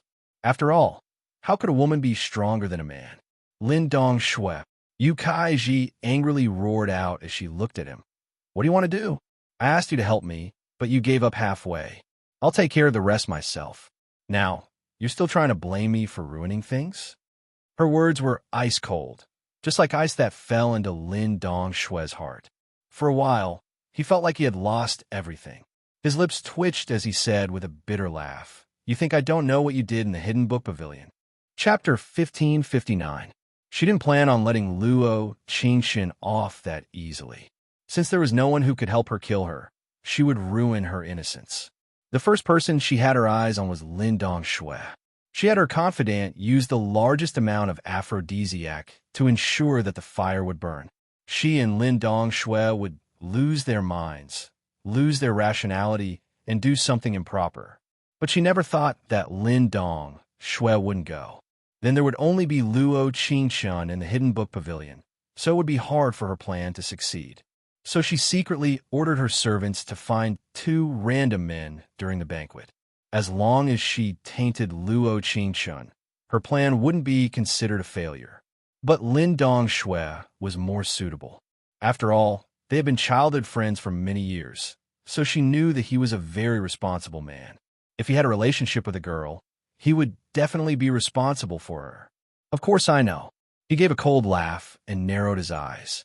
He looked at her with an ice-cold voice, "Because I just came back from there." Word for word, each word was like ice, without any warmth at all. "You went." Yu Kaiji was surprised. Her face that was a bit red from the cold instantly turned white as she looked at him and asked, You didn't see anything, right? What do you think I should have seen?" Lin Dongshui's eyes were red as he looked at Yu Kaiji and said word for word, "I really did see something. Do you want to hear it?" Yu Kaiji heard Lin Dongshui say this, and her heart filled with joy. Her lips couldn't help curling into a smile. This meant that Luo Qingxin was already, "This is my first time feeling that your smile." Lin Dongshui took a step back and looked at her. "Is that ugly? She deserves it." She gritted her teeth and said, "Dongshui, don't forget, she is my little brother's murderer. What relationship do I have with you, and what relationship do you have with her? How can you accuse me because of her?"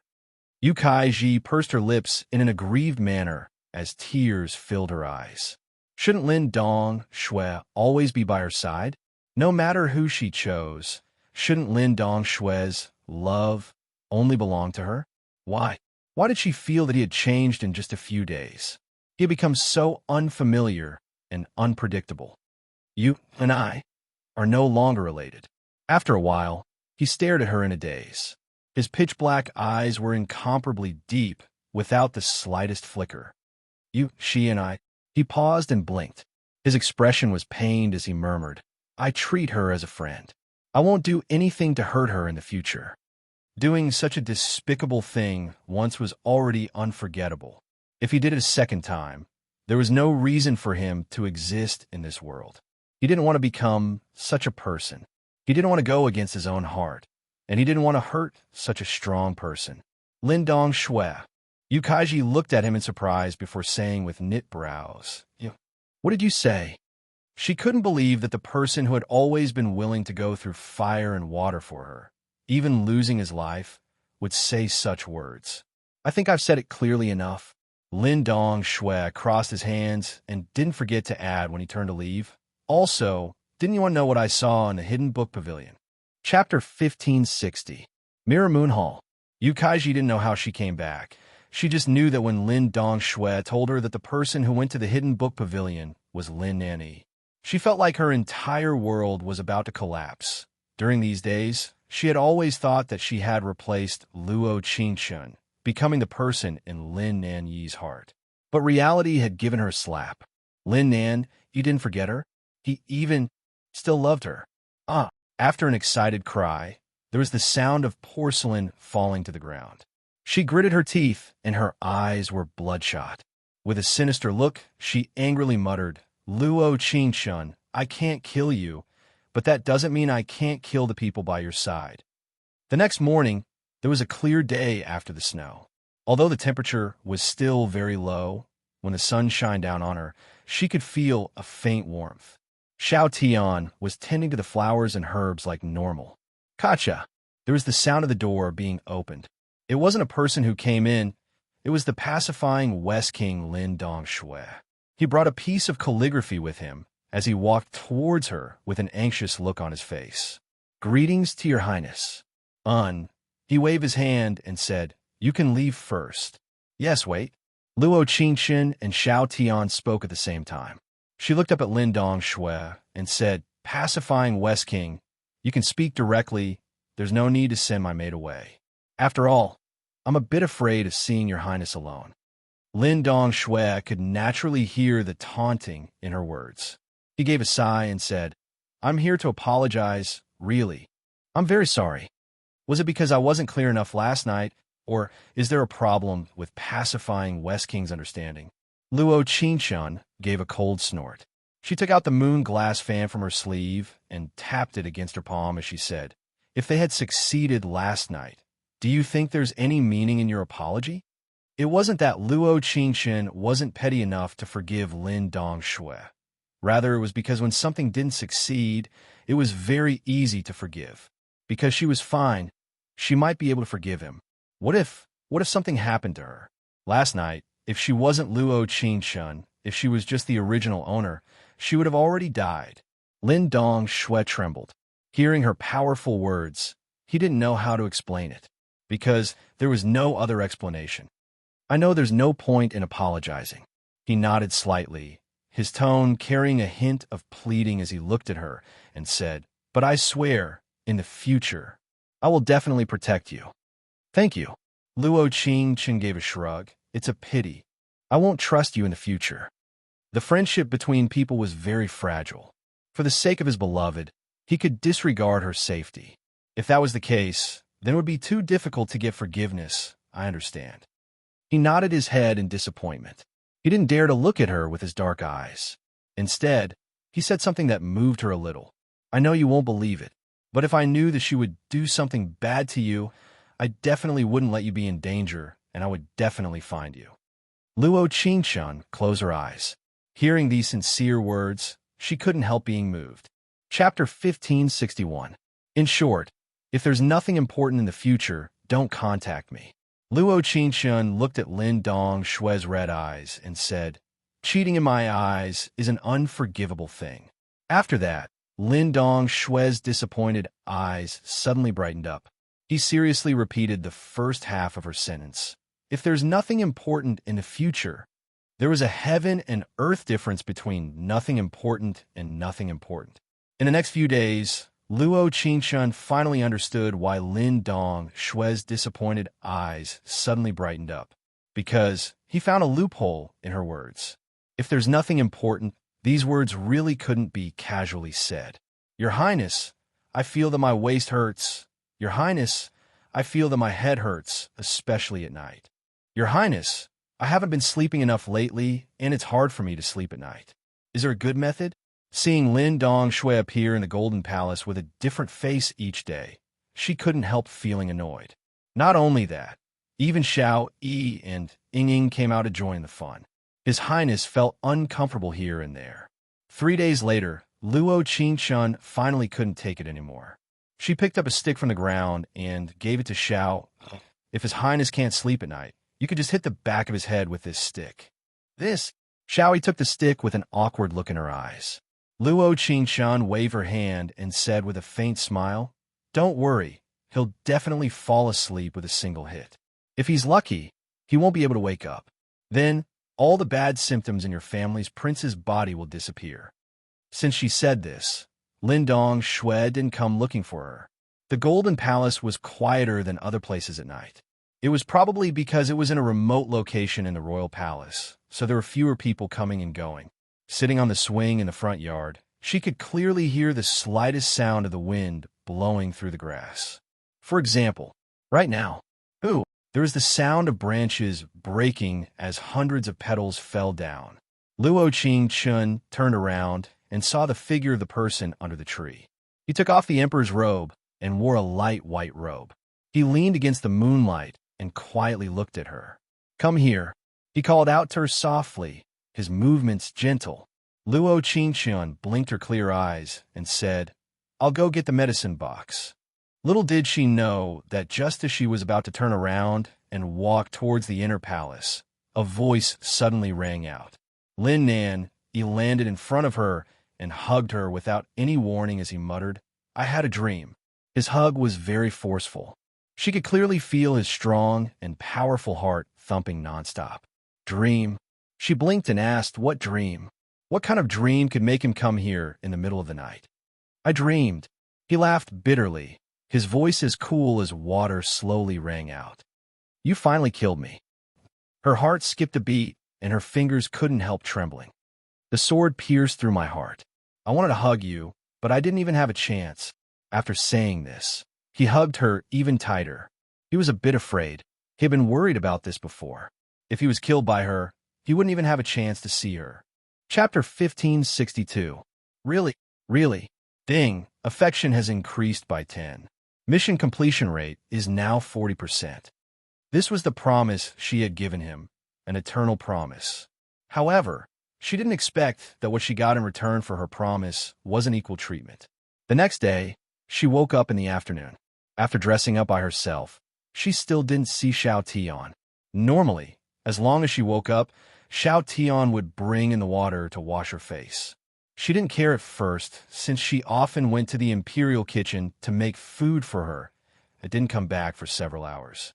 When the moon set and she didn't come back, Luo Qingshun felt that something was wrong. There was nothing strange in or out of the yard.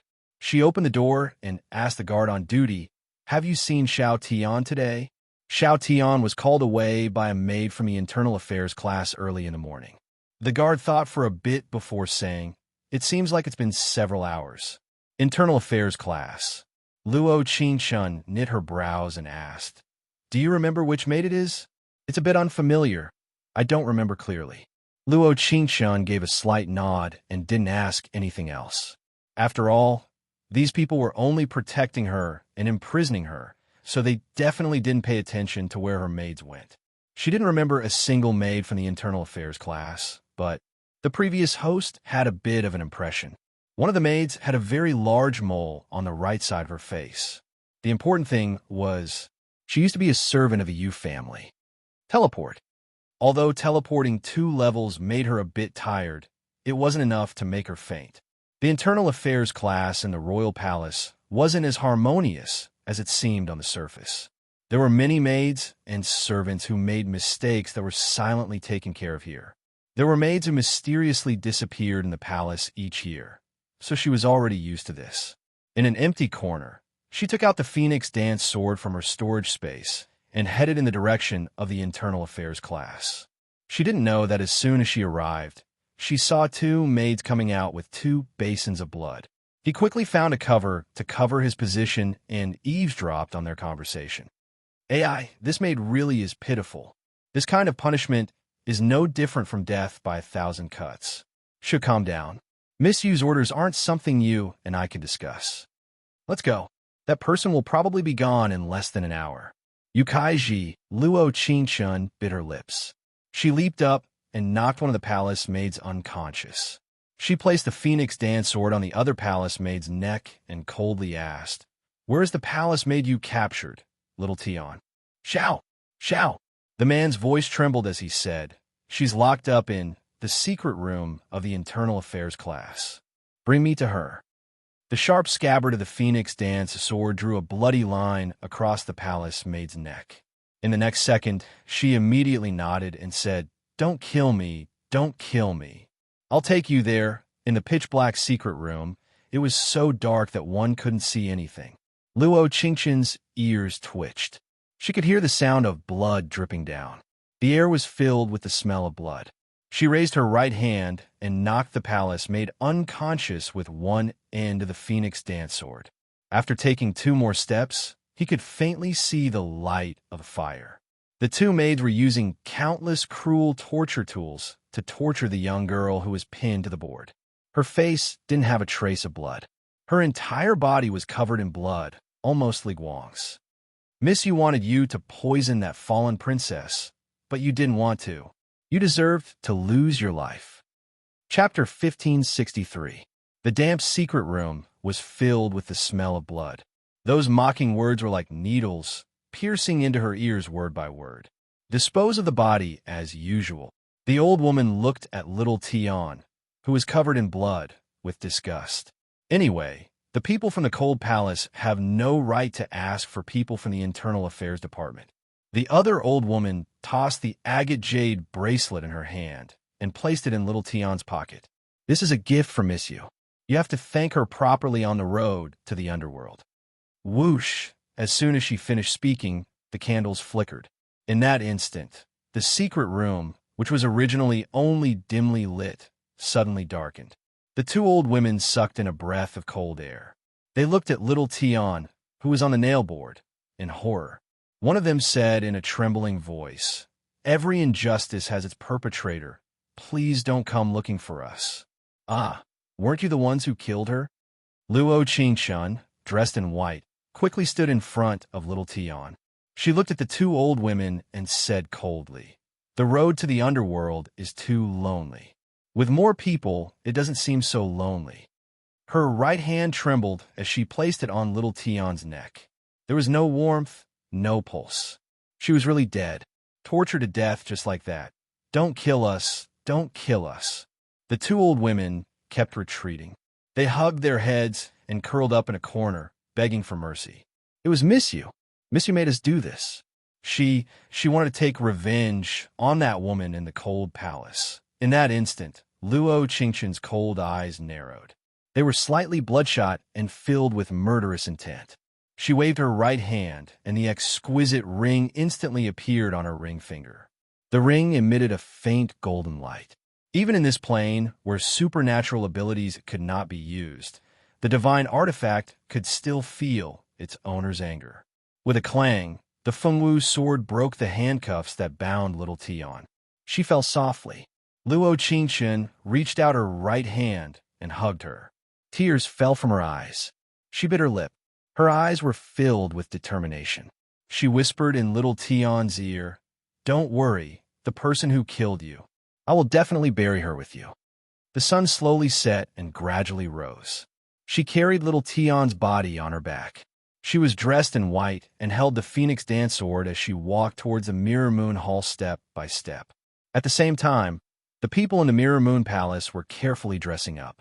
His father, Imperial Tutor Yu, was in the palace today and would be coming to her Mirror Moon Hall with Lin Nan Yi for dinner. Dressing up meticulously for the man she loved the most was something she had to do. However, at this moment, she received a piece of bad news. "Miss You, there's a reply from the Internal Affairs Department. The palace maid who went in this morning was very stubborn and refused to give in no matter what. She has already been." The palace maid who came to report made a throat-slitting gesture with a grave expression. So what if he's dead? Look at how scared you are. Yu Kaiji added the red flower while saying, "What's so great about a lowly palace maid dying? She should pray that there was only one palace maid in the cold palace. Otherwise, she would probably be on the road to the Yellow Springs by now." Ha ha! But the palace maid frowned and said, "That fallen princess just took her away." Mammy said she was heading towards the Mirror Moon Palace. Chapter 1564. The entrance of the Mirror Moon Hall was brightly lit. Because she had walked the entire way, her hair was a bit cold and her face was a bit pale. Her white clothes were covered in her blood. She gently put down little Tion and covered her with her cloak. She softly said, "Wait for me for a bit." Kacha, the front door of the Mirror Moon Hall was instantly opened and several guards rushed out to surround her. The leader suddenly pulled out his sword and looked at her as he said, "Who dares to barge into the Mirror Moon Hall?" Scram. She looked up and her voice was ice cold. The sky was covered in snow and a moon-white dress fluttered in the wind. A mere princess of a fallen country locked in the cold palace dares to barge into the Mirror Moon Hall. "I'm afraid you don't know that the one inside is the Emperor's most beloved woman. I told you to scram." In an instant, the surrounding snow was blown up and the sinister look in her eyes seemed to freeze everyone. The leader was instantly frightened by this aura. He licked his lips and unconsciously took a step back. At the same time, he did not forget to give an order to his subordinates. "Everyone listen to my orders. Protect Miss Yu. Anyone who barges into the Mirror Moon Hall, kill without mercy." She gave a cold snort and her lips curled into a cold arc as she looked at him and said, "Kill without mercy? What qualifications do you have?" As soon as her voice fell, she slowly raised her phoenix dance sword and her cold eyes were filled with killing intent. Although each sword avoided a vital point, they all pierced deeply. In that moment, it was like her heart was burning with flames. She only thought of one thing in her mind. "Yu Kaiji, anyone who works for you, anyone who protects you, I, Luo Qingshun, will not let a single one of them go." Snow flew everywhere and blood flowed everywhere. She was expressionless as she coldly took care of all of them. Kwang. In the next second, the phoenix dance sword landed on the leader's neck and she coldly said, "If you don't want to die, bring me to Yu Kaiji. Don't kill me. Don't kill me." His voice trembled as he breathed heavily. "Miss Yu is in the main hall. I'll bring you there now." "Speed," she said concisely. "I don't have much patience." "Yo, what is this fallen princess doing here?" In an instant, a delicate voice rang out as Yu Kaiji walked down the jade stairs step by step. The corners of her mouth curled into a smile as she said, "Could it be that you're jealous that I'm living here while you're in the cold palace?" Luo Qingshun's cold eyes were bloodshot. Yu Kaiji, who was standing not far away, was wearing a lotus-colored brocade robe. Her long black hair was tied up in a bun, and there was a golden hairpin inlaid with a deer and crane. Graceful and luxurious, dignified and generous.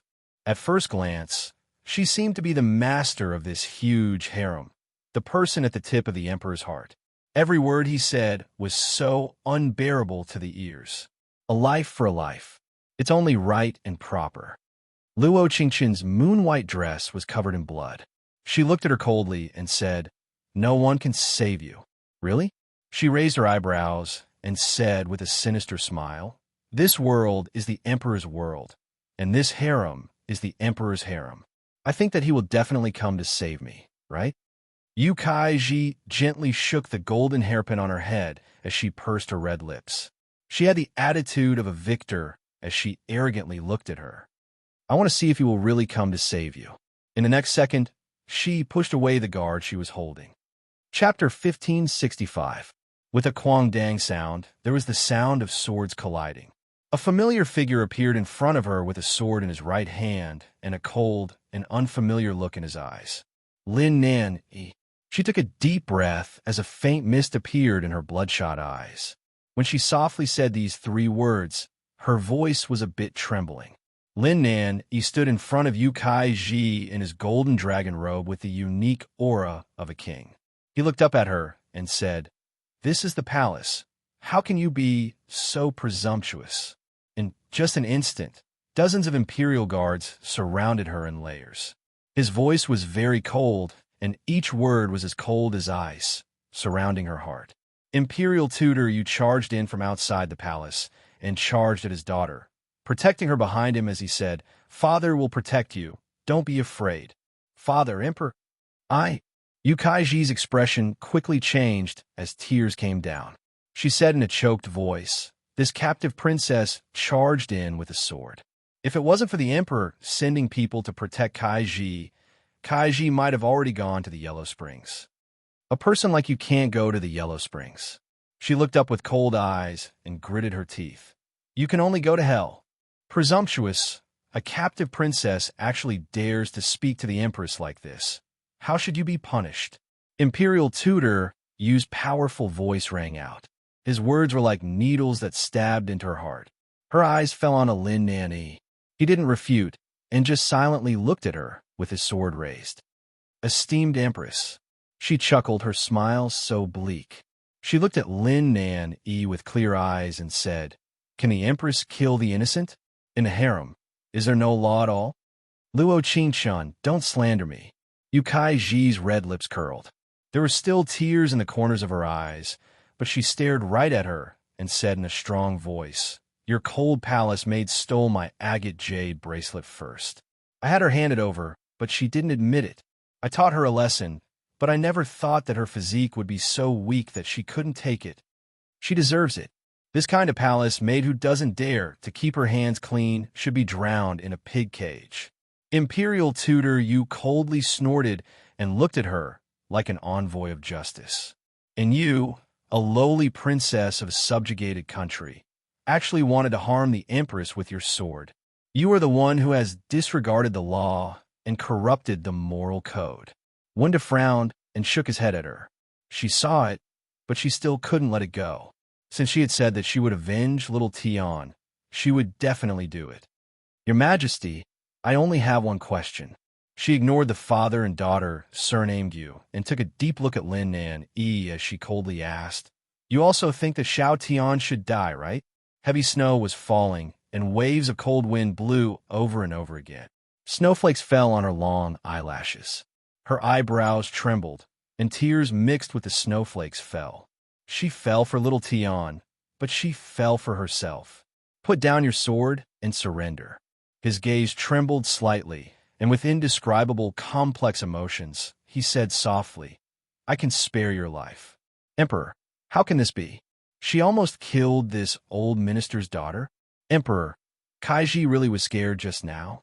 If she came to assassinate me, wouldn't I not be able to wait until the Empress conferring ceremony?"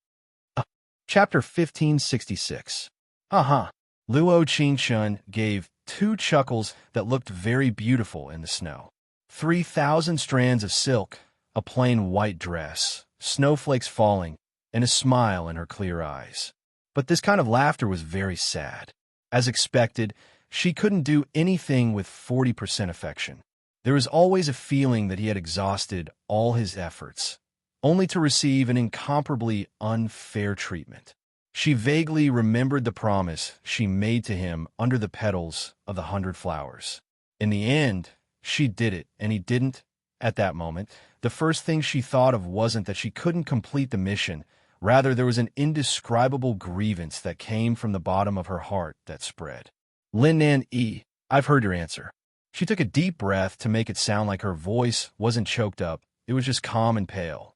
He looked at her, and Li Guang's eyes slightly trembled. His lips moved slightly, wanted to say something, but he couldn't say it. This Lin Nan, he looked at this Luo Qingshun, but he couldn't stand by her side and block the world for her. Really was a failure. Ding, affection has increased by 20. Mission completion rate is now 60%. When the system notification sounded, she didn't feel any joy at all. Rather, she felt an unwilling and aggrieved feeling. "I don't want it." She bit her lip and said in a soft voice, "If it's this kind of love, I don't want it at all. Someone, quickly catch this person. If the Empress is hurt, who will take responsibility?" Imperial tutor, you saw that Lin Nan, he didn't make a move, so he urged in his voice. Lin Nan, he looked at her, and his voice was incomparably cold. His brows couldn't help slightly knitting as he said to her in a forbearing voice, "Put down the sword." This one said, "I won't let you die." But I want her to die. Her cold voice sounded with an absolute aura. "Emperor, Emperor, you can't stop me. Guards, protect the Empress. I'm afraid she's gone crazy right now." "Imperial Tutor," you said as a group of guards stood in a row in front of Yukai-ji. The others drew their swords from their scabbards, waiting for Lin Nanyi's order. They would take care of this captive princess on the spot. She gave a cold laugh and said, "Since the Emperor has already decided to protect the Empress, then don't blame me for not keeping my promise." She didn't say the following words, but she said them in her heart. "Because you betrayed your promise first." Xiao. There was a cold breeze, and the leaves fell down. Lin Dongshui used his qigong to jump over the wall of the Mirror Moon Hall and stood beside him. He chuckled and stood beside her with an innocent and harmless face. He touched the back of his head that was wrapped in bandages and said, "Miss Luo, I am fighting alongside you against the entire world. Do I deserve your forgiveness?" It had to be said, Lin Dongshui's appearance made her feel less isolated in this cold winter. No matter how useful he was, at least there was someone standing by her side. Yukai-ji, Yuwawawawayan, Illa. Luo Qingshun didn't say anything, but she was inexplicably moved at that moment. If Lin Nan, he didn't think it was worth forgiving him for treating her like this before. Chapter 1567. Pacifying West King. What do you mean by this? Imperial Tutor, you looked at Lin Dongshui with an ugly expression. Yukai-ji looked at him in shock. Her mouth was slightly open and her brows were tightly knit, as she had a look of disbelief. Lin Dongshui, why? He didn't love her anymore? Did he fall in love with Luo Qingchen? During these days, Lin Dongshui had thought about many things. There were some people who weren't worthy of his love, but there were some people he wanted to protect. Do you want to rebel?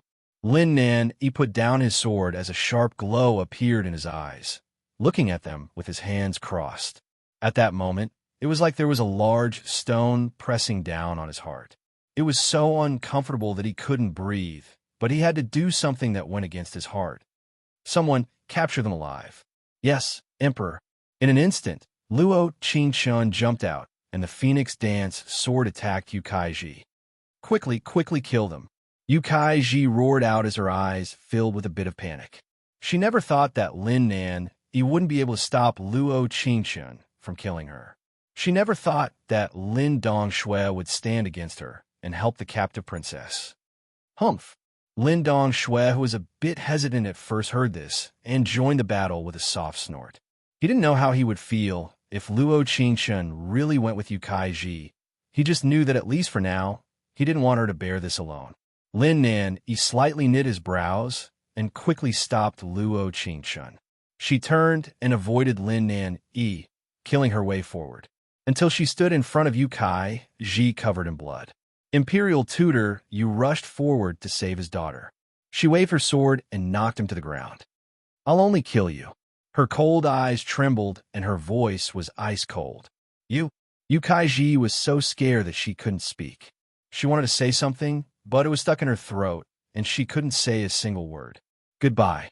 Luo Qingshun gave a cold snort. She aimed at her heart and stabbed it without any hesitation. In the time it took for a spark to fly off a flint, that familiar figure flashed past and used his body to block her Phoenix Dance sword. The sharp sword pierced through his shoulder and blood spurted out. She was stunned as the Phoenix Dance sword fell to the ground. The surrounding guards caught her. She didn't resist, she didn't cry, or shout. Her mind went blank. She closed her eyes and bit her lips with her teeth. She didn't let the sky Tian. Sorry, Xiao Tian. That captured princess named Luo Qingshun couldn't take revenge for you. She had lost. She had lost to the most powerful person in the world. She had Shi Tian, was lost Lin Nan. Was this victory glorious? Lin Nan, who had his back to her, slowly turned around, and his handsome face instantly turned pale. He looked at her, his clear eyes filled with emptiness and sorrow. This kind of gaze, he had also had it before. At a banquet not long ago, She knew that he was used as bait, but he still stood in front of her. Because even if he died, he didn't want anyone to hurt her. But now, the one who had hurt her the most was himself. Without knowing why, looking at her eyes, the pain in his heart was several million times greater than the pain in his body. Chapter 1568. He had never given her the things she wanted before. And now, in the courtyard where the sky was filled with flying snow, Bai Yunfei was standing in front of him. He used his body to block her attacks on other girls, using the cruelest method to hurt her, but he kept giving her things that were once luxurious to her. I don't want it. She looked at him with tears in her eyes as she said, I don't want her love. I don't want it at all. Coming here, she was strangely hated and strangely had a high amount of hatred. She didn't know what he was thinking, didn't know why he wanted to protect Yukai, but those complicated eyes made her feel confused. Drag her out, execute her on the spot. Imperial Tutor, you stood up while holding his chest, angrily ordering the guards on the side. Lin Nanny looked at Wanda and narrowed his eyes before coldly saying, assassinating the Empress. What is the crime according to the law? Wanda was surprised as his heart skipped a beat and his back was covered in a cold sweat. The Emperor asking him this question at this time made him feel very uneasy. What? The head eunuch can't even remember the laws of the court. Lin Nan coldly looked at him, not having a trace of warmth in his voice. Reporting to the Emperor. Wanda instantly kneeled down. Assassinating the Empress, according to the law, you should be sent to the death row and be beheaded. Someone. Lin Nan immediately said, send Lin Dongshui and Luo Qingshun to the death row and behead them. Luo Qingshun never thought that she would have this kind of ending with him, so she couldn't guess what Lin Nan was thinking. She didn't understand why he would give her affection when he was clearly standing on the opposite side of her. Even when she was sent to the prison, she still didn't understand what the reason was. Her mind was a bit confused until Lin Dongshui, who was in front of her, told her the truth. Big brother, you should really have fallen in love with Yukai. Lin Dongshui's tone wasn't heavy. Rather, it was a bit relaxed. It had to be said, he felt that his eyes had become worse. It was better before. That won't happen. She frowned and leaned against the wall. She crossed her arms and pursed her lips proudly. I've seen the look in Big Brother's eyes when he stabbed out just now. He looked at Luo Qingshun thoughtfully and said, it was when you poisoned him. Stop talking. She frowned in annoyance. She didn't like to hear such words. Especially at this time, she still believed that Lin Nan was like this because he loved Yukai. It couldn't be Zhe. Lin Dongshui had an unknown sadness in his eyes as he looked at her with a bitter smile. You like Big Brother this much. Didn't you want him to die before? People change, don't they? She softly said as she calmly looked at Lin Dongshui. For example, you don't like Yukai now, right? Uh-huh. He gave a shrug and looked away. His eyes fell onto a certain spot as he said, I like you now. Do you believe it? I do. Luo Qingshun seriously looked at him as she said word for word, but I don't like you. Aiyu. Lin Dongshui pretended to be angry as he looked at her. I was sent to the death row because of you. Chapter 1569. In the world of love, don't give people you don't love any hope. This wasn't called being kind, it was called being cruel. To use a modern phrase, it was, don't be ambiguous, you'll hurt yourself. You really are different from her. After a while, Lin Dongshui narrowed his eyes as he looked at her with a gentle gaze. It's good that you smiled. Unhumph, I saw you smile. Lin Dongshui said in a serious voice. Suddenly, I'm a bit envious of Big Brother. Could it be that you didn't envy him before? In this prison, hearing Lin Dongshui's words, there was a special feeling of peace. The depression from before seemed to dissipate bit by bit. Before? Lin Dongshui came back to his senses and thought for a bit before saying, I was envious before, but it's different now. It would be good if there was wine. Luo Qingshun said with a soft laugh, drinking will solve all worries. At the same time, in the Supreme Harmony Hall, there was only Lin Nan, and Imperial Tutor Yu in the shop. After the Imperial physician wrapped his wound, he sent everyone away. Imperial Tutor Yu, there are some things that this one doesn't need to say. You should take them out. Lin Nan Yi's voice was very cold. so cold that it didn't have a trace of warmth. Imperial tutor used lips curled into a sinister smile as he cupped his hands. This old minister still wants to see his daughter sit in the harem and see the girl in the prison head to the underworld. That way, this old minister can be assured. You, Lin Nan, he narrowed his cold eyes as a dark look appeared in his deep eyes. He said through gritted teeth, this one can't kill her to save her mother and little brother. If Imperial tutor you insists, then let her mother and little brother die. This one will immediately take her as the empress. Among the civil and military officials, the emperor should know better than anyone how many people are on the emperor's side. Imperial tutor you narrowed his eyes and said, it's fine if the emperor doesn't kill the captive princess, but she must leave Long Peace City. This old minister doesn't want his daughter to fall into any dangerous situation. The court of the Heavenly Dynasty was divided into 3 parts. With the appearance of Luo Qingshun, the power that belonged to Lin Nan, gradually weakened. The ministers that supported Lin Nan, couldn't accept the captive princess trying to assassinate the emperor again and again. This was an insult to the Heavenly Empire. This kind of girl, Lin Nan, didn't kill her even in death. Such a choice caused him to lose a lot of people's support. It was at this time that Imperial tutor Yu did a particularly despicable thing. He poisoned Luo Qingshun's mother and brother, who were locked up in the prison. It was a strange poison from the western regions. The person who made the poison was already dead. Only the person who possessed the poison had the antidote. He didn't tell Luo Qingshun about this. He had originally planned to use Great General Meng Hun to force Grand Tutor Yu to submit. Little did he know that while the plan was still in progress, Luo Qingshun had actually single-handedly killed her way to the Mirror Moon Hall. All right, this one promises you. Lin Nan, he narrowed his eyes. The day this one and Yu Kai Ji get married is the day she leaves the palace. It was also the time when I delivered the antidote to you. Imperial tutor Yu chuckled. This old official has another suggestion. We can let the mother and brother of the fallen princess leave together. After all, if they stay in Chang, and this official is worried that Kai Ji will be an eyesore. Ha ha ha ha ha. As soon as his voice fell, there was Imperial tutor Yu's terrifying laughter. Chapter 1570. 3 days later, Lin Nan married Yu Kai Ji and everyone celebrated. The harem girls weren't convinced since in their eyes, Yu Kai Ji couldn't compare to the captive princess in the cold palace at all. After all, after being together for several months, Luo Qingshun had made many friends while doing business.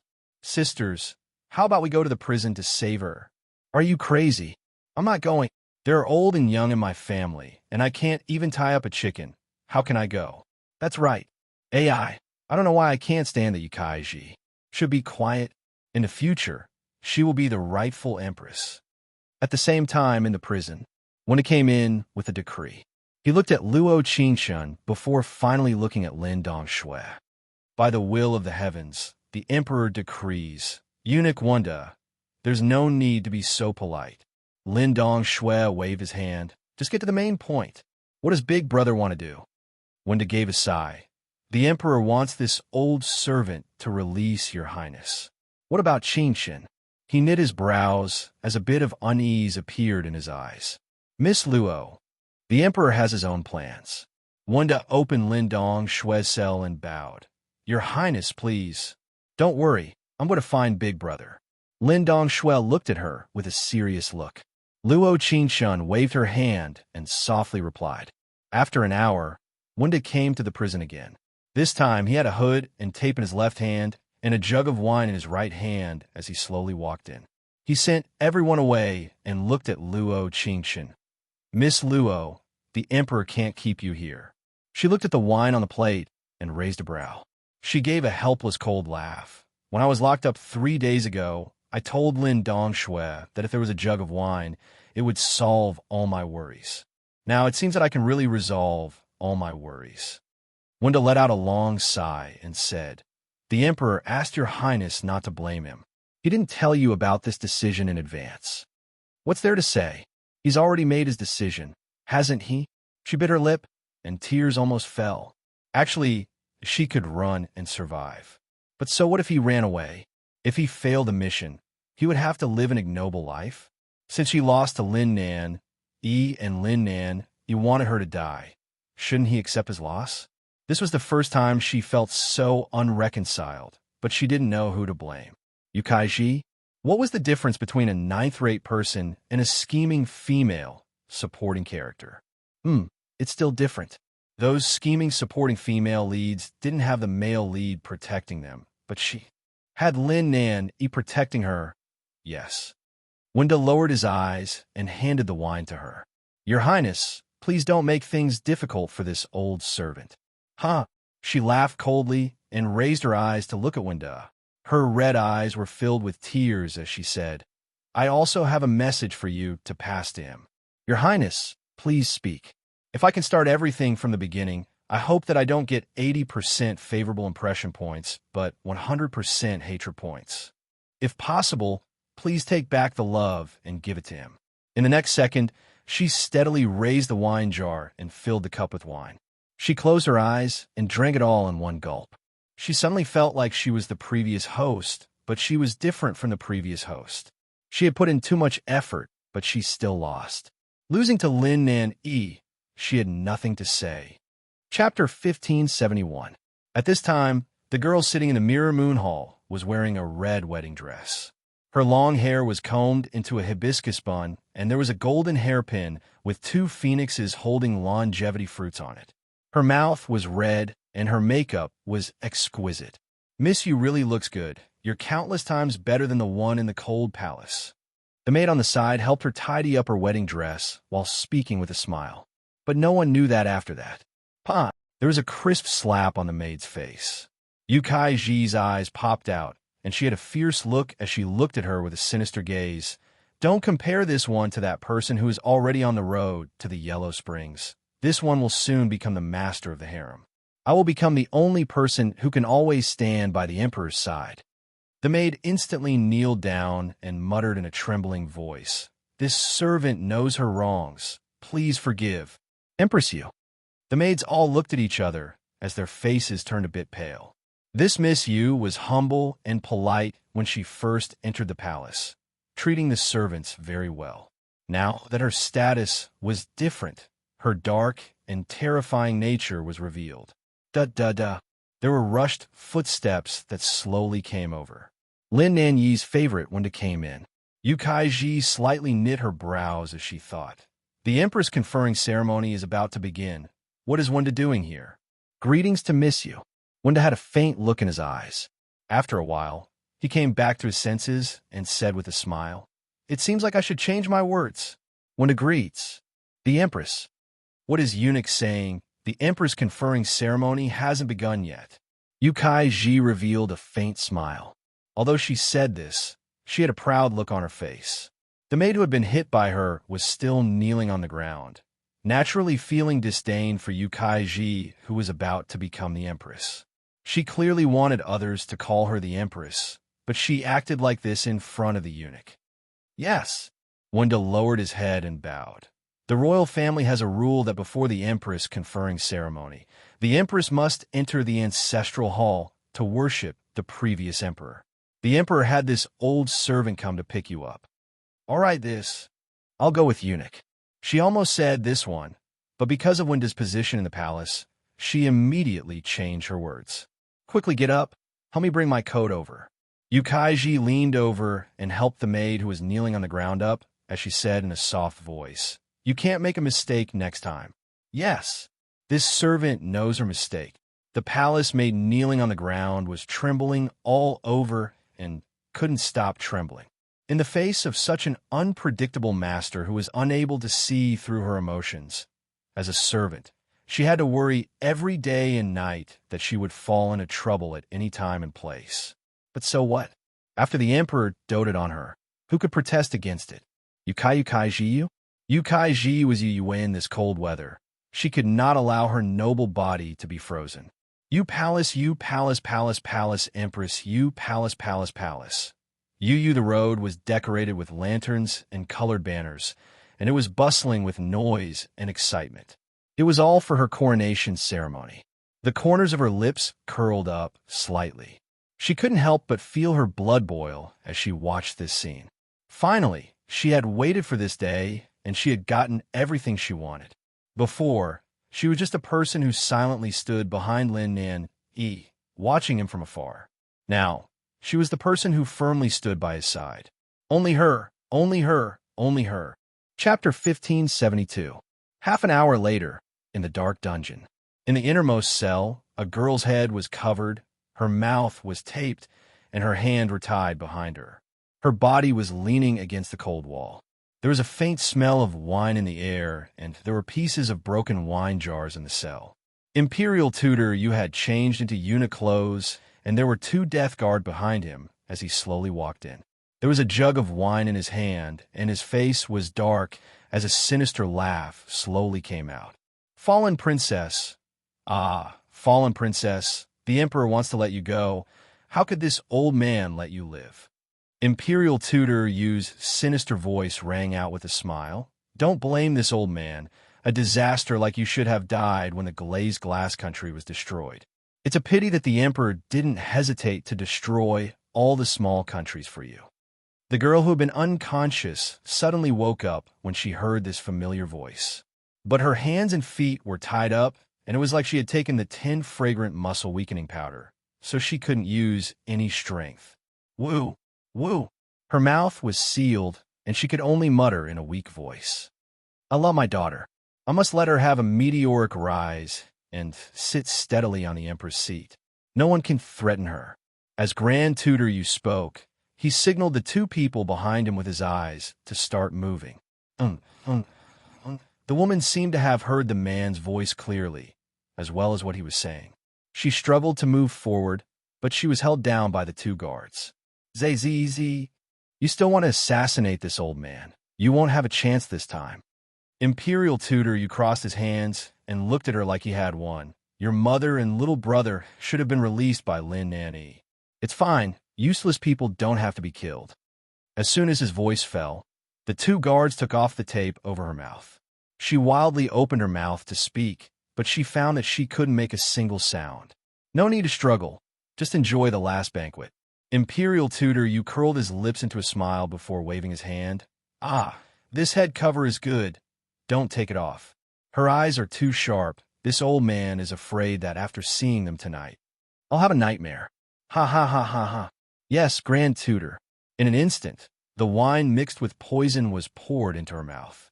The woman struggled with all her might, while the Grand Tutor laughed with all his might. The poison spread throughout her body, consuming her life bit by bit. Grand Tutor, you only relaxed when she fell to the ground without any strength left. He walked forward and sneered, Good, good, good, very good. Everything is so perfect. It's about time, let's go. Winnie should be here soon. Yes. Before leaving, Grand Tutor, you didn't forget to kick the woman who was already dead on the ground. At that moment, he felt incomparably carefree. After so many years, his daughter's wish was finally fulfilled. This captured princess should have died a long time ago. If it wasn't for Lin Nan Yi protecting her like this, with his influence in court, it would have been too easy to kill a captured princess. But the one who stopped him was the terrifying and stubborn Lin Nan Yi. Fortunately, the dust had settled. The scales of victory were tilted in their favor and belonged to them. Chapter 1573. Outside the Supreme Harmony Hall, the sky was filled with snow. Lin Dongshui stood in the snow for 6 hours before he had the chance to see Lin Nan Yi. When he walked into the Supreme Harmony Hall, he didn't just see Lin Nan Yi, he also saw great General Meng Han. This general greets the pacifying West King. General Meng. Lin Dongshui looked at him in surprise. Cook. Lin Nan Yi, sitting high up, cleared his throat. You've been waiting outside for 6 hours. This one really doesn't feel good. He never thought that there would be someone in this world who would like her, since she was unreasonable, willful, and arrogant.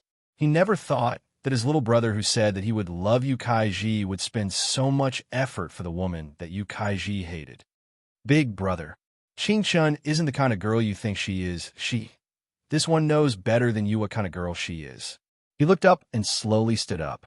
He walked to Lin Dongshui's side and patted his shoulder with a bitter smile. That day, this one was very envious of you. That day, the snow had fallen in the dark night. She had killed in all directions with the Phoenix dance sword in order to take Yu Kaiji's life. However, her enemy was none other than him. He, the Emperor of the 9 and 5, was standing in front of her, blocking her path. At that time, his little brother Lin Dong Shui had stood by her side to fight against the entire world. No one knew how much he wanted to throw away everything and stand on the same side as her. But he couldn't let her die. Definitely not. Big brother. Pacifying West King, don't worry. This general has already taken care of the native war, and this general's wife and children are in a safe place. Meng Hun cupped his hands and said, "There is conclusive evidence that Imperial tutor you colluded with the natives." This general ran 3 horses to death before rushing back after the victory of the Heavenly Dynasty. Lin Dong Shui was surprised, but it was like everything became clear at that moment. From beginning to end, Lin Nan, he had been waiting, stalling for time. He and Meng Hun had probably made preparations long ago. Everything was under his control. Since that's the case, why did Big Brother put her in the death row? Lin Dong Shui still couldn't forget how she was leaning against the damp wall, as her eyes misted over with a look of despair. She chuckled and said, "If only there was a pot of wine. Because we didn't think that she would kill her way in a Mirror Moon Hall alone for little Tion." Lin Nan, he gave a sigh before revealing a pampering smile. She really doesn't let people stop worrying. Lin Dong Shui saw Lin Nan like this, and there was an indescribable feeling in his heart. Once upon a time, he felt that if he had met Luo Qingquan first, he would not have loved Yu Kaiji for so long. If her brother had met Yu Kaiji first, he would not have loved Luo Qingquan for so long. But at this moment, he felt that he was wrong. Lin Nan, he was born as an emperor, always being cold. But the gentleness in his eyes when he mentioned a certain name and the faint smile on his lips made him suddenly understand. Whether the first person Lin Nan he met in this life was Yu Kaiji or any other little princess in the palace, there would always be only one person he loved. But she's in the prison alone. I'm worried. Who was Imperial tutor you? His methods weren't normal. Chapter 1574.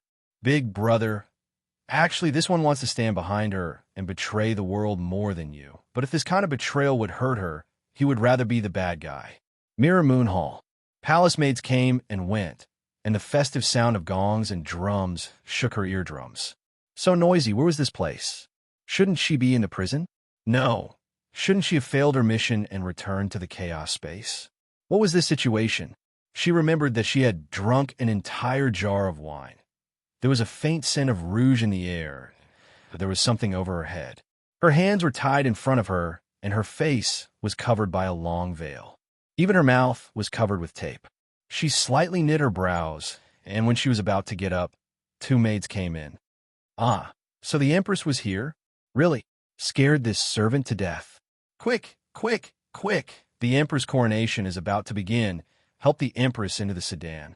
The voice of the minister came from the door. The minister of the palace was also known as the matron of honor among the people. Empress? Empress coronation? Luo Qingquan was stunned. Before she could come back to her senses, she had already been sent to the sedan. The palace maid beside her kept talking in her ear, which made her blank mind gradually come back to her senses. In the prison, she should have been switched. This definitely wasn't a temporary plan. The time window appeared, the time the guards changed shifts, everything had to be calculated very accurately. Also, the words Winda said when he gave her the wine, now that she thought about it, it did sound a bit strange. Miss Luo, the Emperor can't keep you here. The Emperor wants your Highness to not blame him. He didn't tell you about this decision first. At this moment, Winda's words kept replaying in her mind. This meant that from the moment she broke into the Mirror Moon Hall alone, Lin Nan, he had already decided to switch her with Yu Kaiji. So the person in the prison right now was Yu Kaiji. The joyous sounds of gongs and drums lingered in her ears. The palace maid standing beside her earnestly supported her and helped her down from the sedan chair. Greetings, Your Highness the Empress. May Your Highness live for thousands of years. The voices of all the civil and military officials in the court suddenly rang out. She couldn't help but imagine how grand this occasion was. Even though she was covered by the bridal veil and couldn't see anything, she still couldn't feel this solemnity. Nyang Nyang, you must remember to step with your right foot first and follow with your left foot. Every time you go up the jade steps, you have to recite in your heart, "Our celestial empire is prosperous and the people are at peace." The secretary beside her walked up and explained her word by word. She had to admit that she was suddenly a little nervous at this moment. The snow under his feet was a bit deep, and the red cloak on his body was sewn with mink fur, not Yukai-ji's. The previous host had seen this coat in the Supreme Harmony Hall and had asked Lin Nanny for it, but he didn't give it to her. He said that he wanted to give this jacket to the person he loved the most in his life. It was not Yukai-ji, nor was it the original owner. It was her. She took a deep breath and closed her eyes. When the pair of soft-soled shoes stepped on the snow, they didn't feel cold at all. On each step of the jade steps, she didn't recite, "Our celestial empire is prosperous and the people are at peace." Rather, "Wishing you a good life, wishing you to be by my side." Although she didn't know what terrifying method Lin Nan he had used to make her wear a phoenix coronet and receive the worship of all the ministers. Chapter 1575. Once upon a time, when she stood in front of the Mirror Moon Hall with the phoenix dancer in her hand, she hoped that he could stand on the same side as her. However, he stood on the opposite side of her. He kept increasing her favorability towards him, but he forcefully locked her in the death cell. At that time, she didn't understand why she would meet this kind of Lin Nan. Now, she understood. She wasn't afraid of death, but he was afraid of her death. The Emperor's coronation officially begins. Wenda's high voice sounded in her ears. At this moment, a hot palm grabbed her wrist and gently pulled her to his side. At this moment, she felt a lump in her throat and tears almost fell from her eyes. Mother of the world, master of the harem, benevolent and forgiving, Wenda recited the speech of the Emperor's coronation ceremony, and Lin Nan, standing beside him, slowly said, "Sorry, this one didn't discuss this matter with you and made this decision on my own." His voice was very soft, like he was choking with unknown emotions. No one knew what he had suffered, and no one knew how much effort he had put in to let her stand by his side like this. But this couldn't compare to the days she returned to the palace. He couldn't place her in the Supreme Harmony Hall, couldn't let her stay by his side. The most terrifying thing was the countless lonely nights, the thoughts that came like a tide. Luo Qingqian's clear eyes were filled with inexplicable tears of Liguang. At this time, it seemed like she couldn't cry, but when Lin Nan said his next words, she really couldn't take it. She blinked and her tears came out. Actually, this one also thought about what to do if we failed. Wenda has already prepared an escape route. We'll go to the barren north, and this one will secretly rebuild the glazed glass country. Lin Nan, don't say any more. She gently shook her head and kept repeating these words to him in her heart. Don't say any more, don't say any more, don't say any more. It was probably because she had never met a male lead with this kind of personality. He had a kind of thought that no one could understand. A pair of deep eyes that had already thought of all the countermeasures in the blink of an eye. But there was always a prerequisite to this plan, which was that Luo Qingqian couldn't be injured. So even if she went through killing, being trapped, and being on death row, she wasn't injured at all. Right, this one also did something very despicable. This one sent people to capture the wife and son of the great General Meng Hun for this one. Such a scheming Lin Nan, wouldn't you look down on him? As soon as his voice fell, his right hand loosened the ribbon around her hands and tightly held her hands. He whispered in her ear, "What to do? You're about to marry Lin Nan like this." Luo Qingqian could feel that when Lin Nan said this, he was choked up a bit. He was a dignified emperor, but in order to protect her safety, in order to be able to marry her legitimately, he actually did that. He had personally done something that was equivalent to betraying his own country and his own people. After a while, Wenda finished reciting all the ceremonial words and proceeded with the final wedding ceremony, kneeling to heaven and earth. When Lin Nan knelt down, Luo Qingqian was still standing. Everyone was stunned as they looked at each other, not knowing what was going on.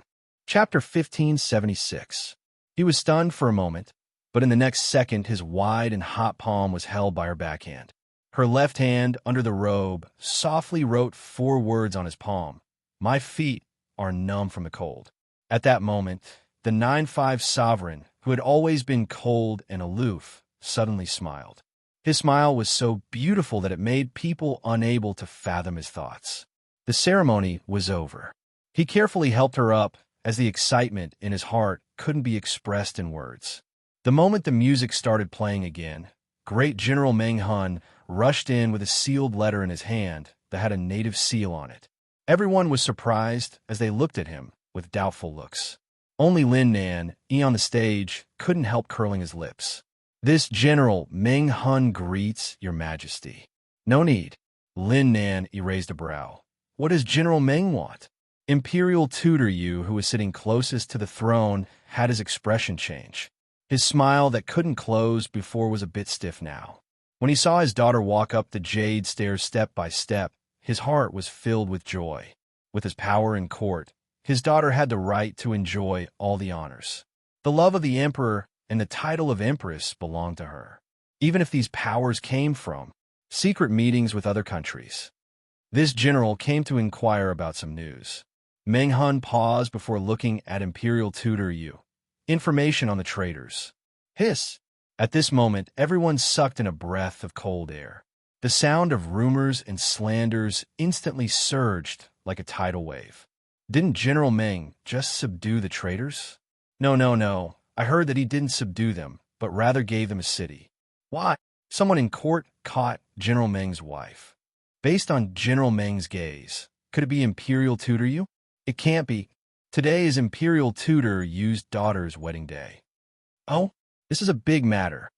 Lin Nan knit his brows and pretended to be nervous as he asked, "Who is it?" General Meng can just speak. "It's the Lord Imperial Tutor sitting in the high position." Meng Hun seemed to have thought of something as he changed his words. "It should be the country's father-in-law." "What did you say?" Imperial Tutor Yu angrily said. "You're slandering me." He did have correspondence with the traitors, but most of it was just for the sake of benefits. Was Meng Hun trying to give him a false accusation? "Imperial Tutor Yu, I have letters between you and the traitor king. Although they are all in the traitor's language, based on the dates of the letters, you should have been in contact for a long time." Imperial Tutor Yu Meng Hun said. "Meng Hun slandering me. This old words. Is that so?" Meng Hun laughed coldly. "But these letters were all taken from the Yu residence. You, why are you searching this old man's?" Imperial Tutor Yu kneeled down and cupped his hands to Lin Nan. "Emperor, you have to make a decision for this old minister.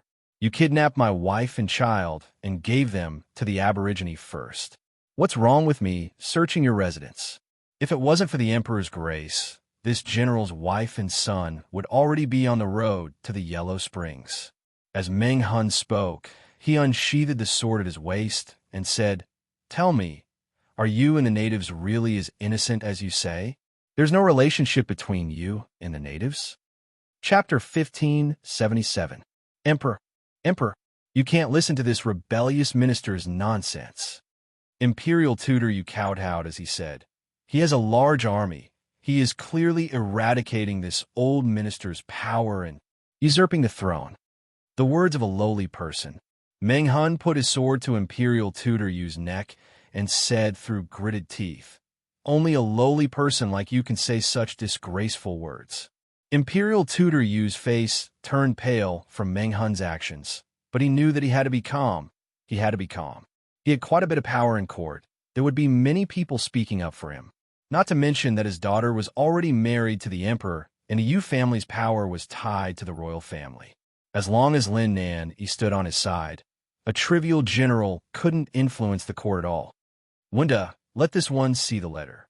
Lin Nan narrowed his eyes before saying to Luo Qingchen beside him in a low voice, "Wait a bit, it'll be done soon." He didn't want her to spend the entire coronation wearing a veil. He should have taken off her veil at this time and let the ministers kneel. But right now, he had to take care of the biggest problem first. Luo Qingshan raised her right hand and tore off the tape on her mouth before saying in a soft voice, "All right, Lin Nan, you have been calm before actually panicked a bit." How long had it been since he heard her sitting by his side and softly talking to him? Their meeting, and getting to know each other had been filled with hurt.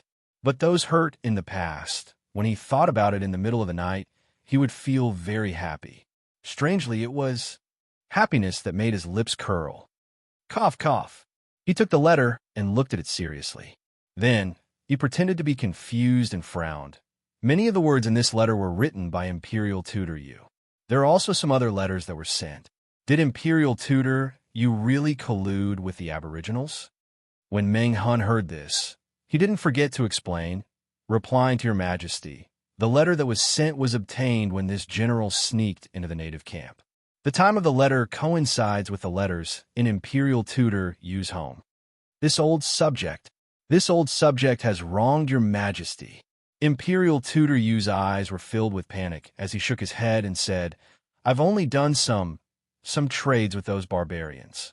I really didn't betray my country." After being an official for so many years, Imperial Tutor Yu was very clear. At this moment, these documents were found in the Yu residence. Even if there was no content of collusion between him and the Aboriginals in the letters, it was still not enough. Based on these letters alone, it was hard for him to say for sure. Meng Hun was obviously here for him. He didn't protect his wife and child well, and they were taken away. How dare he take the opportunity to blame it on him? Damn it. At this time, he only had one life-saving straw, which was Lin Nan Yi. As long as Lin Nan didn't think that he colluded with the Aboriginals, he could clear his name. But if Lin Nan Yi thought he did, no, his daughter, Yu Kaiji, was now his legitimate wife, the Empress of the Celestial Empire. If he, the Emperor's father-in-law, was accused of betraying the country at this time, where would the face of the heavenly court go?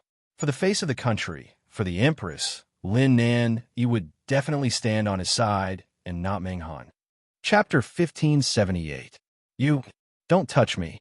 Imperial Tutor Yu angrily roared with a red face. Now that the Empress coronation is over, my daughter is already the Empress. I am the country's father-in-law. You can't treat me like this. As he said this, he looked at the ministers on both sides of him. Half of them were his confidants. They were the forces that Yu had. But at this moment, not a single person came forward. Treason. This crime, no matter how serious it was enough for the entire family to be executed. Now, Meng Hun had this letter in his hand. In their eyes, Imperial Tutor, you wouldn't be able to clear his name even if he jumped into the Yellow River. It was impossible for these ministers to put their families in danger for him. You, Imperial Tutor, you gritted his teeth as he looked at them with a fierce gaze. Really a group of ungrateful wolves. This Yu has given you so many benefits before, and now you're not even saying a word. Imperial Tutor, the crime of treason isn't something that everyone can bear. Lin Nan Yi's cold eyes narrowed as he looked at him like a storm. Even if this one wants to be biased, there's no way. Not to mention that this one didn't want to be biased. As soon as Lin Nan Yi's voice fell, the officials who were hesitant to come forward suddenly let out a sigh of relief. Good. It was a good thing they didn't come forward, otherwise their families would have lost their lives. The facts were too obvious. The Emperor didn't trust Imperial Tutor Yu. Even if he was the country's father-in-law, he still wouldn't let him off. Thinking about it, no monarch would be lenient on the crime of treason. Imperial Tutor Yu was stunned when he heard this. He tightly gritted his teeth and said, "Emperor, are you certain that this old minister has colluded with the locals to commit treason and want to kill this old minister? Treason is unforgivable." His voice was very cold as he looked at Imperial Tutor Yu with dark eyes. Lin Nan Yi, wanted this person to die. Ha ha ha ha ha. He wildly laughed into the sky as he pointed at Lin Nan. Emperor, you think that you can let the captured princess return to the palace by doing this? At that moment, he could see through it. What letter? What collusion? What wife and son of the great general? What the current emperor wanted to do was to exterminate the entire Yu clan so that that woman could return to the palace. Unfortunately, the mantis stalks the cicada, unaware of the oriole behind. He was the emperor of the 9 and 5, yet he had played such a big game of chess for the sake of a princess of a fallen country. It was just a pity that this game of chess was intercepted by this you. Oh, if Grand Tutor you want to say something, just say it. If you want to go to hell, how can I not drag someone down with me? Ha ha! He laughed like a madman, his voice filled with vigor as he said, Your Majesty might not know this, but that fallen princess has long been poisoned to death by this old official in the imperial prison. She wants to leave. Did she ask for my permission? When Imperial Tutor you said this, Luo Qingshun could feel Lin Nan tremble beside her. If it wasn't for his flawless plan from beginning to end, perhaps it really would have been like what Grand Tutor you had said, and he would have almost failed. Fortunately, he was persistent enough. Fortunately, he was careful enough. Fortunately, he loved her enough. Chapter 1579. There was a dazzling light that shined into her eyes. The palace was covered in red silk, and all the ministers were kneeling. Standing beside her was the emperor who was worshipped by tens of thousands of people. When a veil that symbolized the mother of the world was removed, the entire banquet fell into a deathly silence. The ministers all took a cold breath as they looked at her in disbelief. Looking at the captured princess who should have been locked in prison, the one who had tried to assassinate the ruler of the country again and again. Among them, there was one person who was completely scared by this scene. His voice was trembling, and he couldn't say a single word. You, aren't you already? Luo Qingshun looked at Imperial Tutor Yu's shocked face and guessed some things. I should be on my way to hell right now. Her lips curled as she said with a cold smile. Or should I be on the bridge of helplessness and forget my past life? No, impossible. Imperial Tutor Yu angrily roared out, Definitely impossible. I did it myself. How is that possible? Lin Nan softly held Luo Qingshun's hand as he looked at Imperial Tutor Yu with eyes as cold as ice. What? You still don't know who you poisoned to death in prison? You. How do you know? Imperial Tutor Yu heard this and took a step back. His eyes kept widening as he looked at Luo Qingshun on the stage with a look of terror, almost unable to breathe from his trembling. Don't you feel that the person you poisoned, the moans were very familiar? Don't you feel that she wanted to approach you, wanted you to recognize her? Don't you feel that she was filled with despair when she died? Lin Nanyi's words were like needles stabbing into Imperial Tutor Yu's body. The scene in the Imperial prison surfaced in his mind. Every scene, every sentence, made people feel as if their hearts were being pierced by a sharp sword. He felt a sweetness in his mouth as he spat out a mouthful of blood. He knew that he had fallen into Lin Nanyi's trap of beating someone at their own game. He knew that he had personally poisoned his daughter in the prison. At that time, the woman who was covered by the cloth bag was in despair. This old man lost. You won. He held his chest, and his face was as white as paper. He looked at Lin Nan, sitting high up, and gave a cold laugh. A person like you will definitely receive retribution. Lin Nan knit his brows and didn't respond. In an instant, his gaze fell on Luo Qingshun.